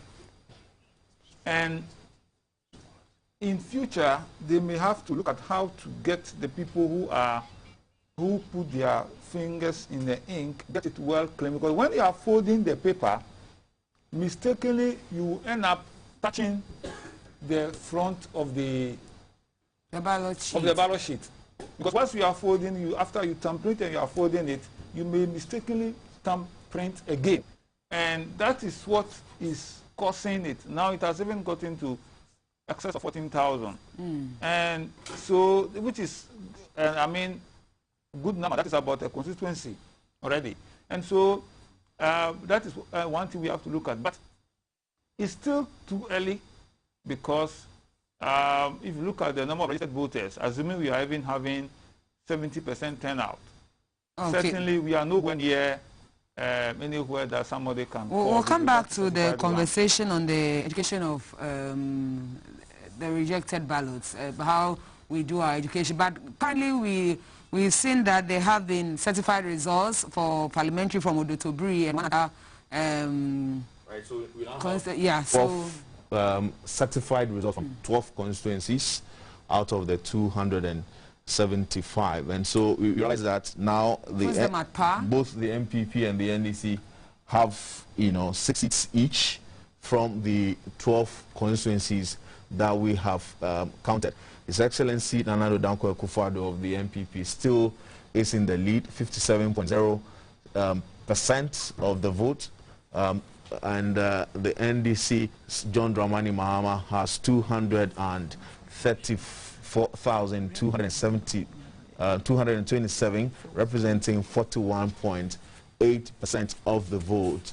Christian Kobna Andrew of Ghana Union Movement, he is the third on the list. He has 4,439, representing 0.8% of the vote. Let's look at which seat the MPP has won.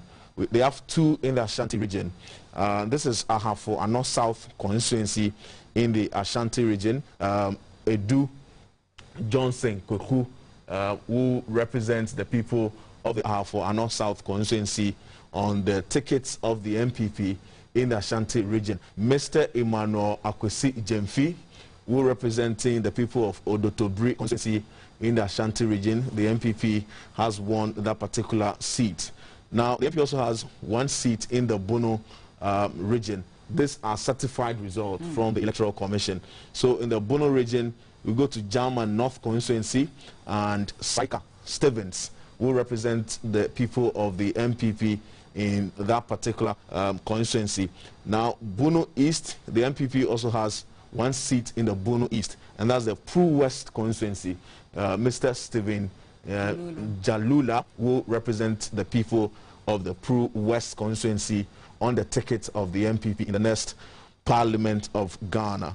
The NPP also has a seat in the Central region, Herman Lower Dentra constituency. Bright Recruit Brobe, he is the incumbent. He is the current Deputy Minister of Employment and Labour Relations. He will be going back to Parliament on the ticket of the MPP. The MPP has won a seat in the Northern region, that's Nantong constituency, and Mohammed Hadi Tafiru, he will be representing the people of Nantong in the Northern region there. Let's look at the seats that the NDC has won across country. We go to the Ahafo region, and Esutifi South constituency will go to Mr. Collins Dauda. He is the incumbent MP. He's been in Parliament for a very long time. He will be going back to Parliament representing the people of Esutifi South constituency on the ticket of the NDC. Certified result from the Electoral Commission. The NDC has a seat in the Central region as well. Esikuma Odobin Brakwa constituency, Al-Hassan Kobina Gansa will represent the people of Esikuma Odobin Brakwa in the Central region on the ticket of the NDC in the next Parliament. The NDC has another seat in the Eastern region, Albert Tete Nyakote, who represents the people of Yulo Krobo constituency in the Eastern region in the next Parliament on the ticket of the NDC. Another seat in the Upper East region, Alai Zuga Albert Akuka, he is in the Garu constituency.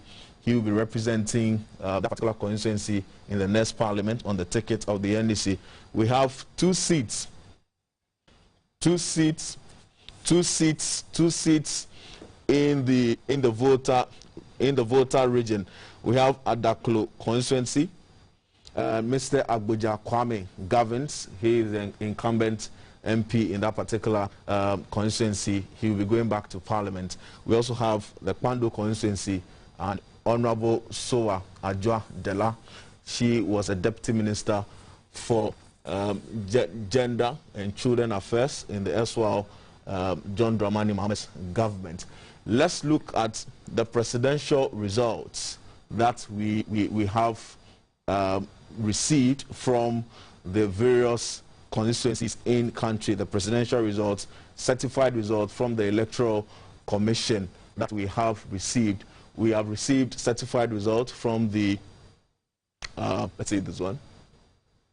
Okay, so these are certified results that we have received. 12 out of 275 constituencies across the country.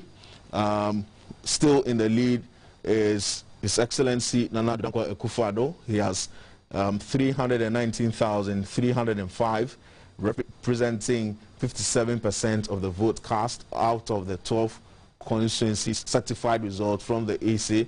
We have John Dramani Mahama of the NDC.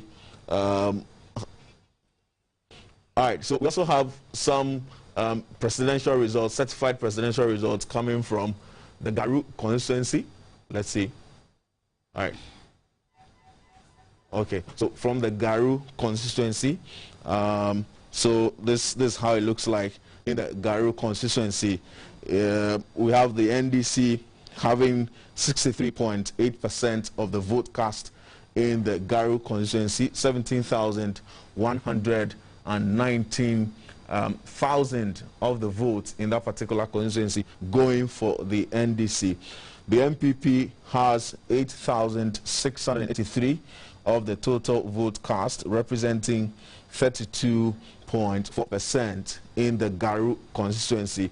The Ghana Union Movement has 370 votes by way of presidential results, representing 1.4% of the total vote cast. The only independent candidate in this year's presidential election has 212 of the votes, representing 0.8% of total vote cast. The PNC has 90, representing 0.3%. The LPG has 85 of the vote cast, 0.3%. The APC has 67%, representing 0.2%. The CPP has 0.2%, or 54% of the vote cast, representing 0.2%. The NDP had 44 of the votes, representing 0.2%. 37 for GCPP, Henry Latte, representing 0.1%. 34 for GFP, 0.1%, and 17 for the PPP, representing 0.1%. And that's how it looks like in the Garu constituency. Look at the 2016 for this constituency. Right, so let's look at 2016, 2016 presidential for the Garu constituency. And it looks like the NDC has increased their votes in this particular constituency in this year's election. 14,884 for the NDC, representing 61.07%. The NPP has 37.13% of the votes. That's 8,806. So that's how it looks like for the 2016 presidential in the Garu constituency. Let me see the absolute increase numbers in increase. Go to the 2020. Let's see. Okay, so we'll come back to the 2020 yes. presidential for Garu. Okay, so from 14 to 17,000. 17,000. Okay, then, sure. Which means in terms of numbers, margin, the NDC has increased more. Sure. Because the MPP was about still 8,000 within 8,000 bracket, so a 3,000 here, and then just about within 1,000. And surprisingly, what I'm seeing from the 2020 results and that of the 2016 results, PNC was the third force in that particular constituency. But now you see GUM pulling a surprise, and Morris, if you can go, so you see GUM pulling a surprise, and the PNC is somewhere else. Are you talking about the? Yeah, comparative to 2016 Garu constituency. Garu constituency, yes. When you get the presidential. Okay. For 2016. Presidential. Yes, you realize that the PPP. Can we go to the Garu constituency? Yes. All right. So Becky, I think we have some more updates. Okay, so this is a Garu constituency. Yeah. So 2016. Check, you can see the PNC was the third force in that particular. But now GUM is taking over. And when you check 2020, you see that PNC is somewhere else. Sure. Yes, and GUM is taking over. Right.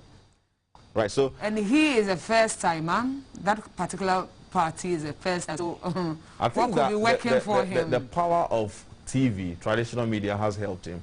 He has 2 TV stations to himself. So for the past 2 years, he's been propagating the agenda, the Nkrumah ideologies. He's been talking to Ghanaians about abandoned projects of Dr. Kwame Nkrumah and how he, when he becomes president, would bring back some of the policies of Dr. Kwame Nkrumah, create jobs for the people. And so a lot of the viewers, you know, he has a church, so a lot of his followers in church and those who have been watching him have bought into that idea. And for me, that's what is reflecting in the kind of results that we are seeing. He's not really done much of a nationwide, you know, intensive campaign, but the message has gone across on TV to the followers. So I think that per the results that we have now, 15 constituencies of the 275, the MPP now has 8. That is for certified parliamentary. Certified parliamentary result. The MPP now has 8 of the seats. I think they have 2 in the Ashanti region. That we've told you already. They have 1 in the Bono region. 1. Let me see the northern region.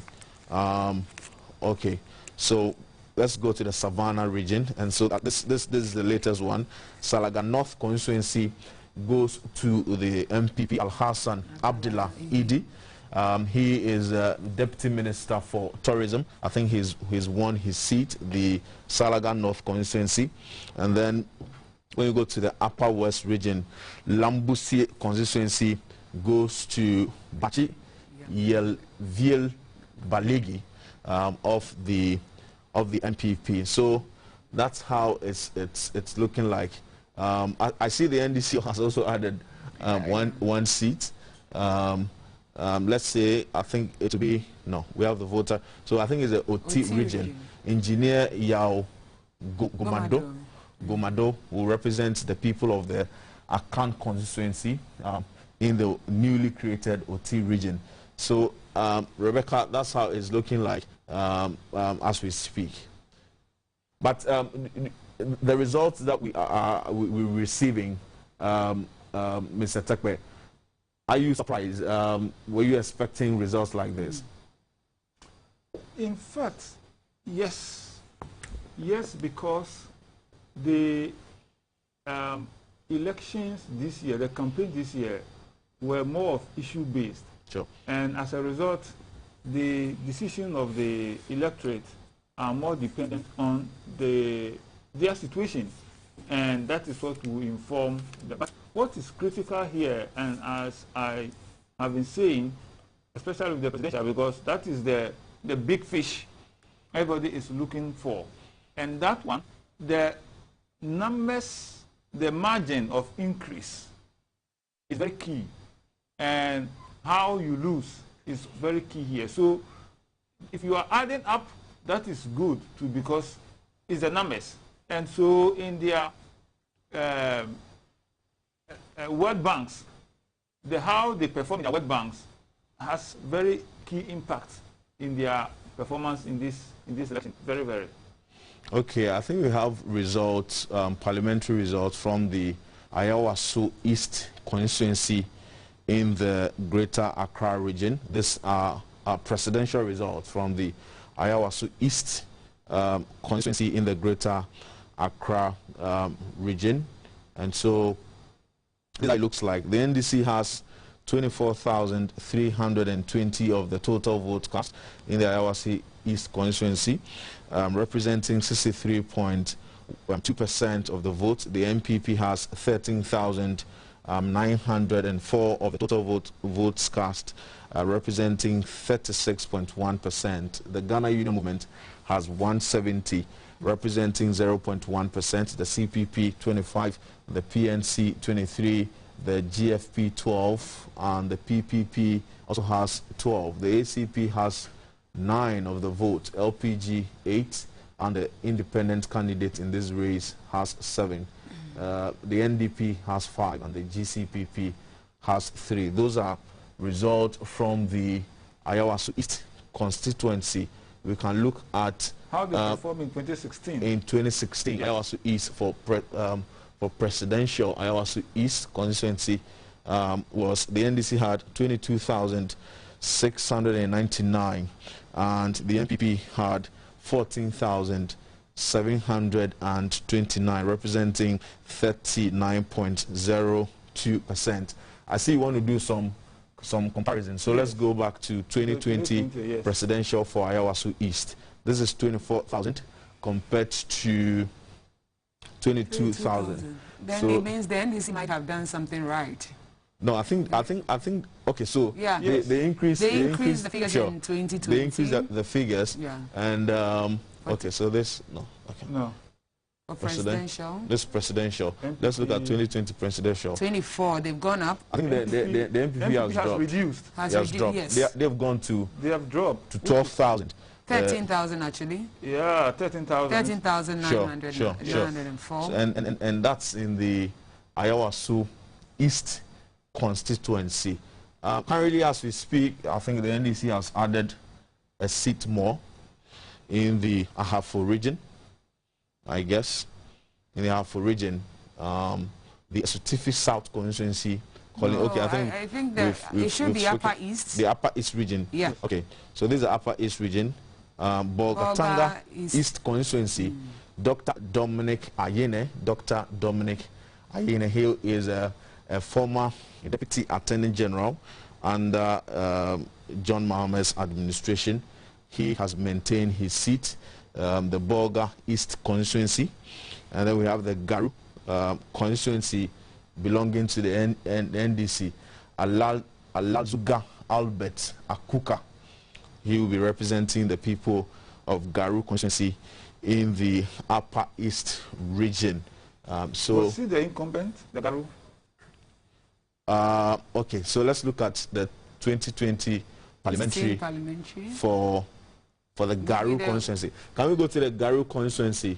Can we go to the Garu constituency 2016? Okay, so this 2016. And check the candidate profile. Albert Akuka. He's sure. So he's the same person who maintained that seat for the NDC, right? So the MPP, do they have new seats? No. So basically, that's how the figures here are looking like, Rebecca. Wow, Peter. So with the comparison so far, what can you say about the figures that are being churned out, the certified results coming from the EC with the seats that the two major political parties are winning? Yes, I think one critical thing that I'm looking at in the presidential result, like I said, is the margin of win or the loss, because that is very key. And for instance, in Garu, where the constituency where NPP got reduced in numbers by 1,000. That's the Asawase East, yes. Yeah. And can I see the parliamentary candidate, the name of the parliamentary candidate? Okay, so Asawase, if you can take us to Asawase East constituency in the Greater Accra. So those are not good for a candidate to be reducing in numbers. Okay. Yeah, especially in the presidential election, the presidential result, because the presidential result is one constituency. You're looking at just one constituency. And so if you add up even one vote, is very important. And, so that's Asawase East, yes, for 2016 parliamentary. Yes. Nasser Mahama Tuari for the NDC. And Peter Mreku Kwame entry for the MPP. Okay. So that's 2016. Yeah. Same people vying for 2020. Let me check that now. So that's the 2016. So when we check 2020 parliamentary, I think is there? the same person. The same people vying for the 2020 so you see, parliamentary. You see that the parliamentary candidate got more votes than the presidential candidate with this particular one. Okay. If you go to the presidential, I think presidential 2016. Yes, presidential 2016. Yes. No. You see, 14. Right. But he's reduced. MPP reduced in the 2020. Okay. This year's election, and MPP fell to 13,000. But in the parliamentary, the candidate got 14,000, which means that the parliamentary candidate was more popular Sure. than the president. And that is well, it's a cause for concern. However, we see how the coming numbers stand, because once the parliamentary candidate got more than the president, which means that he, on the grounds, either the parliamentary candidate did not do enough work to convince the people to vote for the president as they voted for him as well. All right, so I think we now have 18 out of 275 certified results from the constituencies. The NDC now has 10 seats. Let's see which seats they have added. Okay, in the Greater Accra region. Okay, so this is the Asawase East constituency. We've said that already. The Upper West, the Volta region. So I think now we have the Adaklo results from the Volta region, or the North Dai constituency results. Jocelyn Tete for the North Dai. She will be representing the people of North Dai in the Volta region. Jocelyn Tete, that seat has been won by the NDC. The North Dai constituency goes to the NDC. Let's look at how that is looking at in terms of presidential. Can we go to the North Dai constituency in the Volta region, and let's look at the presidential for the North Dai constituency in the Volta region. If you can take me to the North Dai constituency. So this is how it's looking like. Right, so Jocelyn Tete, she had 14,424, and Kujo Edmund Atta of the MPP had 4,455, representing 23.35% of the total vote cast. Let's see how it was in 2016. Jocelyn Tete is the same candidate representing the NDC. It looks like the MPP changed their parliamentary candidate, who had 2,949 of the total vote cast in 2016. No, that is an independent candidate. No.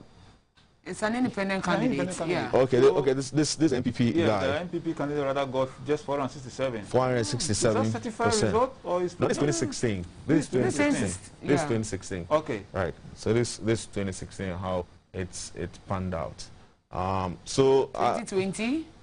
In 2020, I think we've displayed that already for the parliamentary. This is 2020. Okay.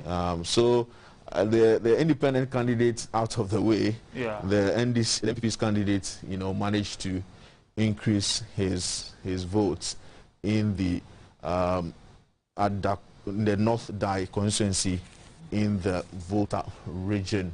Currently, we have 20 of the 275 constituencies certified results. The MPP has 10 seats. The NDC has 10 seats. GUM has 0. The APC also has none. The PPP has none. When you put all that together, His Excellency Nana Addo Dankwa Akufo-Addo of the MPP has 365,393% of the vote cast, representing 53.8% of the total vote cast. His Excellency John Dramani Mahama, the former president of Ghana, of the NDC, has 303,808, representing 44.8% of the total vote cast. Mr. Christian Kwabra Andrew of the Ghana Union Movement has 5,394 thousand of the vote, representing 0.8% of the total vote cast. That's how it's looking like, Rebecca. Did you show the presidential for North Dai already? Yes, we did. Okay. We did. Sure. Yeah. We did, but what is coming, irrespective of the traditional media helping Christian Kwabena Andrews of Goom, you know, it surprises me to the extent that we have had the PNC for a while, we have had the PPP for a long while, all touting the ideology of Nkrumah and the CPP as well. So for this man to just come in the race and all of a sudden, will I say, clear them off the scene, it surprises me. I don't know what Peter thinks, anyway. And this is an indication that Ghanaians actually wish to have a third force. And so it's like every election cycle, they want to try a new person. Because they realize that those they have tried in the past have not been to the task. So you will see that year on year, the third force changes position. And so while the PPP was very formidable in the previous elections, then it turned to PNC, then now it's turned to Goom, who has just entered the race. Are they all touting bits and pieces of the Nkrumah ideology? Yes, because you see, the electorates are also divided the same way they are also divided. And they think that these people have come many times and they are not making any impact. And so let's look for somebody else. That is why anytime a new person comes and he is a little bit popular, then he gets the vote, because they have seen them over the past years. And so it will not be surprising that Goom, because of that advantage he's having, it is possible that if he up his game, he can come back and still perform. But these people, see, after the election is over, nothing happens again until the next election. But this guy, as election is even going on and as it's over now, he is still doing his works. Because he has a platform. Exactly. And so the people still have that in their minds. But unlike the Yarigas, unlike the PPPs, who after the election, it's like they go back to sleep, and then after that, when the election comes again, then that is where you see them with brisk activities. Because it's strange that he does not even have the parliamentary candidates as these people, and yet he's making, I mean, surprisingly, he's and interestingly, it seems to suggest that the patriarchy is still on, because you can see, even though the PPP changed its candidates from a male to a female, yet Juwanuku was not given any chance, or is not being given the chance, so that we can see the gender parity come into play. Yes, because PPP was built mainly around Pakusindum. And so when you talk of PPP, the person that you know is the personality. And so once he leaves the scene, and unfortunately looking at how he left the scene, it wasn't good. And so the people are looking at the one behind the party. And so a vote for her is a vote for him. And because of what happened in the financial sector cleanup and how people's money were locked up in the in both GN and then the Good Security, which is now being changed, these things are still fresh in the minds of people. They've still not gotten what they want, and as a result, they are translating it into the vote that, look, our money was used for this exercise and now we have not been paid. And so they think that the politics played a role in their locked up funds and the collapse of the institutions. And that is why, even though a lady is leading, it's still not making impact. And surprisingly, even Goom, who is a new entrant, has come to overtake all of them, surprisingly. But when you have that notion of succession and governance structure in mind, should parties only be built around, because built around personalities? You know, you talk about the Pakwesi Indum, the party was built around his personality, and again, because of the scuffles within the banking sector cleanup, that has affected, even when they changed the candidate, it still has affected her in a way.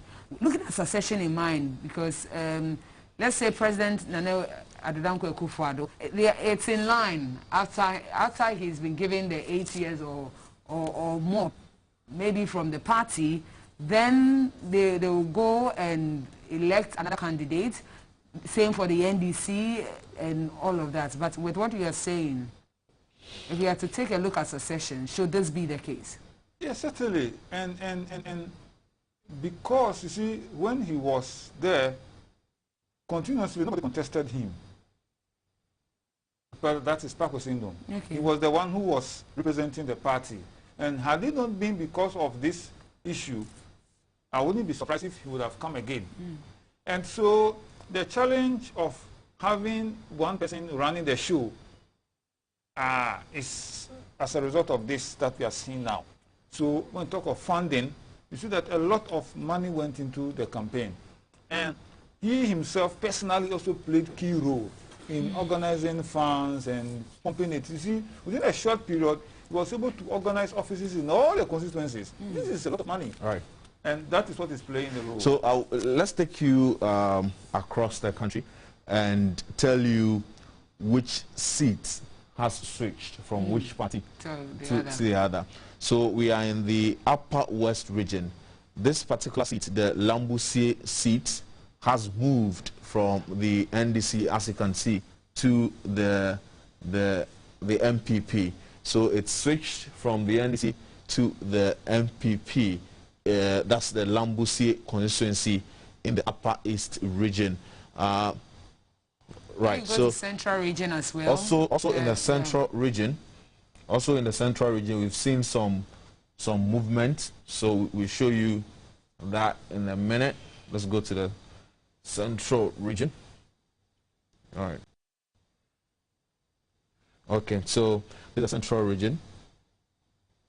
So we see the movement of Esukuma Adobin Brakwa. That's former PCRP of Uri, right? Sure. Yeah. From the MPP to the NDC. So that's about it in the Central region. The Himan Lower Denchara constituency has been maintained by the MPP. Bright Weku Brobe, as I told you, he's the Deputy Minister of Employment and Labour Relations. He has maintained his seat. We go to the Savannah region. We see the Salaga North constituency moving from the hands of the NDC into that of the MPP. That has been a switch. So we are able to tell you which seat has moved and which seat has been maintained. Let's see whether there were any movement in the Upper East region. So we realize that in the Bolgatanga East constituency, the NDC has maintained that particular seat in the Bolgatanga East. Garu, as we all know, has been maintained by the NDC, as we show you there. Let's see whether there were any movement in the Volta region. Okay, so it doesn't look, based on the figures or the constituencies that we have so far, it doesn't look like there have been any movement. So Adaklu still remains the stronghold of the NDC in the Volta region. We come to Pando. Pando was retained by the NDC. North Dai constituency also maintained by the NDC in the Volta region. Let's come to the Greater Accra region. Were there any movement in the Greater Accra region? This is based on the certified results that we've received from the Electoral Commission in the Greater Accra region. So far, I think it's one seat. The Asawase East constituency has been maintained in the Greater Accra region, has been maintained by the NDC. I don't think we have certified results from Lejokuku. even though there are some results out there already, we are relying solely on certified results from the Electoral Commission. Maybe we'll try Bono and see. Yeah. Yes, okay. I wanted to find out where was the position of Esukuma Odobin Brakwa such that NDC was able to overturn it, and also the one that was also won by Central Region. Central Region, the one that was won by. So let's look at Esukuma. No, we have to go to the Central Region. Okay, we are in the Greater Accra Region. All right, so this is okay. Yes, let's go to 2016 and let's see right, so this what is the margin was in 2016. 2016 for that's very close. Was very, it very close? Okay, sure. Okay, that's close almost contest. neck to neck. Yeah. Okay, just about let's say 400 votes, and then they raised all the 400, and then in 2020. So let's look at what happened in 2020. Okay, that was a close one. Parliamentary. 2020 parliamentary. Wow. That's interesting. Sure. So from just about 400 has now moved to almost 3,000. And you know that NDC maintained its candidates, but the MPP changed it. Yes. The candidates. Yeah. Right. So this one used an advantage. Yes. 3,000. Yes. Okay. Which means a change in candidate might have affected them. Perhaps in a way. There was no independent candidate. Was this an old face? The NDC guy is an old face. Yeah. Okay, so when we go to the Bono East region, we see the Pru West constituency switching from the NDC to the MPP. Yes. As you can see on the screen. So let's see the dynamics. Pru West. Okay, so that's in 2016. Okay, so in 2016, Pru West. This one is for 2020. Okay. Okay, so all right. That's also neck to neck. Was neck to neck, yeah. 10, 7, 40, 10, 6, 9, 50. Just about 100. And then, okay. So now we see it switch from the NDC 2020, yes. And to the MPP. So this is how it looks like in 2020 parliamentary for the Pru West. No, this one's Pru West. Okay. That is for 2016. This is for 2016. So you come back to 2020. Okay, so let's come to 2020 parliamentary for Pru West. Same candidates, so but interesting. The MPP, snatches that seat from the NDC in the Pru West constituency. And only the two of them, or was there I think there were only two of them. Only two in the 2020 contest. Yeah. Maybe we can look at the Western region. Were there any switches in the Western region? We don't have certified results from the Western. You went to Western North instead. Region. So if you can go to Western region. Western North. That is where let's go to the Western region. Right, we don't see any switches so far. All right, so let's see the Upper West region. Upper West region. Oh. So okay, so this Lambusie, as I told you, is switched from the NDC to the MPP. Let's look at 2020 parliamentary. 2020 parliamentary. So this is looking like Bachi Yevil Baligi of the NDC has won that seat for his party. He has 9,189 of the total vote cast in the Lambusie constituency in the MPP. And then the NDC guy, Edward Kale Awula Derry, he has 8,559, representing 40.77%. And so the MPP has snatched the Lambusie seats from the NDC. This is an independent candidate, I guess. Yeah. I don't know whether the independent candidate will be because in 2016 it was an NDC seat. Okay. And now it came to NPP. Yeah. Which means that the independent candidate was a contributing factor. So Kale won in 2016, actually. Yes, in 2016. That is it. Edward Kale. Yes, he won. Yes. Okay. Yes, so with 8,931 votes, exactly. 58.29%. Yes. And the MPP So the independent candidate might have was the one who erased for exactly 2020, making the NPP snatch that seat. That's a painful one. Okay, so as we speak, we have the NDC now has 11 seats. I think Volta has increased by 1. Okay, so this is Volta. Other clue. Pando constituency, yeah. I think we've spoken about Pando constituency already. Let me see somewhere in the eastern region, the Yulo Krobo constituency, Albert Tete, Nyakote. That we have touched on. That we have touched on. Yeah, so sure. Okay, the new one is Volta. Let me see how for. It's Tiffy South. Yeah. Colin Zauda, he maintains that particular seat in this particular election. All right. Okay, so that's North Dai.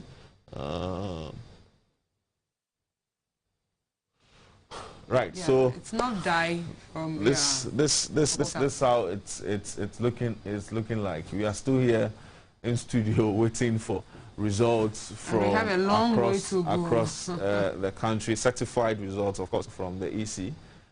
We are not doing any speculation. We're looking at certified results from the Electoral Commission.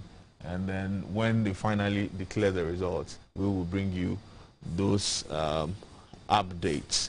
But let's look at the presidential majority. Let's see which party is winning in which region, based on the results that we have. Which party is winning in which region? So this is the Upper West region, based on the results that we have. 21 of the 275 constituencies certified results. We can say that His Excellency John Dramani Mahama takes the Upper West region. As and when the figures come, we're going to be seeing some changes. So we see the blue wave and the green wave. Still in the Northeast region, His Excellency John Dramani Mahama has 54.0% of the votes, winning the Northeast region. When you come to the Bono region, the MPP is in the Bono region. They are in the Ahafo region with 51.0% of the vote cast in that particular region. When it comes to Ashanti region, the MPP certainly is winning the Ashanti region with 76.8% of the total vote cast. We go to the Eastern region, and the MPP, as you can see, is winning that particular constituency based on the results that we have gathered so far, certified result gathered so far. You go to the Central region, and the MPP is winning by way of presidential results. And then let's come to the Volta region. Certainly the NDC's John Dramani Mahama is leading by 84.9% of the total vote cast in that particular region.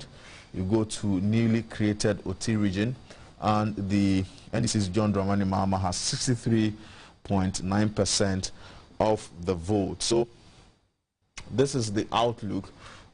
This is who is winning which region in the country. This is the Bono East constituency. Currently, the presidential candidate, the President of the Republic of Ghana, His Excellency Nana Addo Dankwa Akufo-Addo, has 49.4% of the total votes cast in the Bono East region. So, Rebecca, that's how it's looking like. In the Savannah region, John Dramani Mahama of the NDC has won the Savannah region. So this looks like who is winning which region. Earlier analysis from yesterday, if I would say, we were looking at the creation of the new regions and its impact on the election as of now. Sure. Would you say, you made a key point as to the administrative districts and how people were peeved about where they ought to be and how independent they were.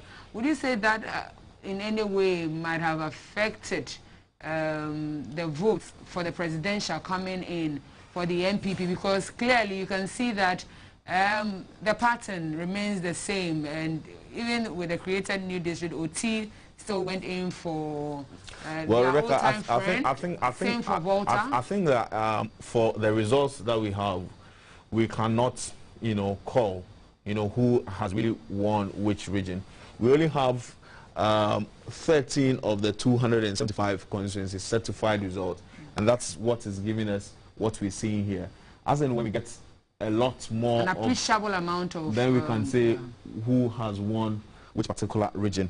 Let's also look at the voter turnout. The voter turnout in the various regions. How many people, turned out to vote in the various regions, and also this is based on the results that we have so far. Voter turnouts in the various regions. You come to the central region. Okay, so I mean, exactly, that's the figures I want us to look at have. something. Sure. The voter turnout. No. Out of the 21. No. Okay, let's look at who is. Yes, I want to look at the Ashanti region. Okay. The margin that the candidate is winning with, because those are their World Banks, and so the margin, how you are performing in the World Bank. Okay. Count. So that's the Ashanti. That's the who wins majority. Okay, so let's go to the Ashanti region. Let's go to the Ashanti region. Then we can do Regional summary. the regional summary. So this is 2020 presidential. You have to go to 2020. Sure. Okay. So this is 2020 presidential in the Ashanti region, based on the figures that we have, Mr. Teko. Constituency. So let's pick the constituencies where we've won, and let's see the margin, how the margin are performing in the Ashanti region. In terms of, yes, in the Ashanti region. Okay, so whether they are increasing the proportionate increase in terms of absolute numbers. Okay, so let's see. This is a constituency that they won, the Sunafo South constituency, for instance. Okay. So this is how it looks like for 2020. No? So this is 2020, 17,000 against 12,000. And what was in the 2016? 2016, this is presidential. So 2016 presidential, this is how it looks like. Okay, so, and the MPP increased by about 1,000, and the NDC, this is 9,000. And this is 12,000. So in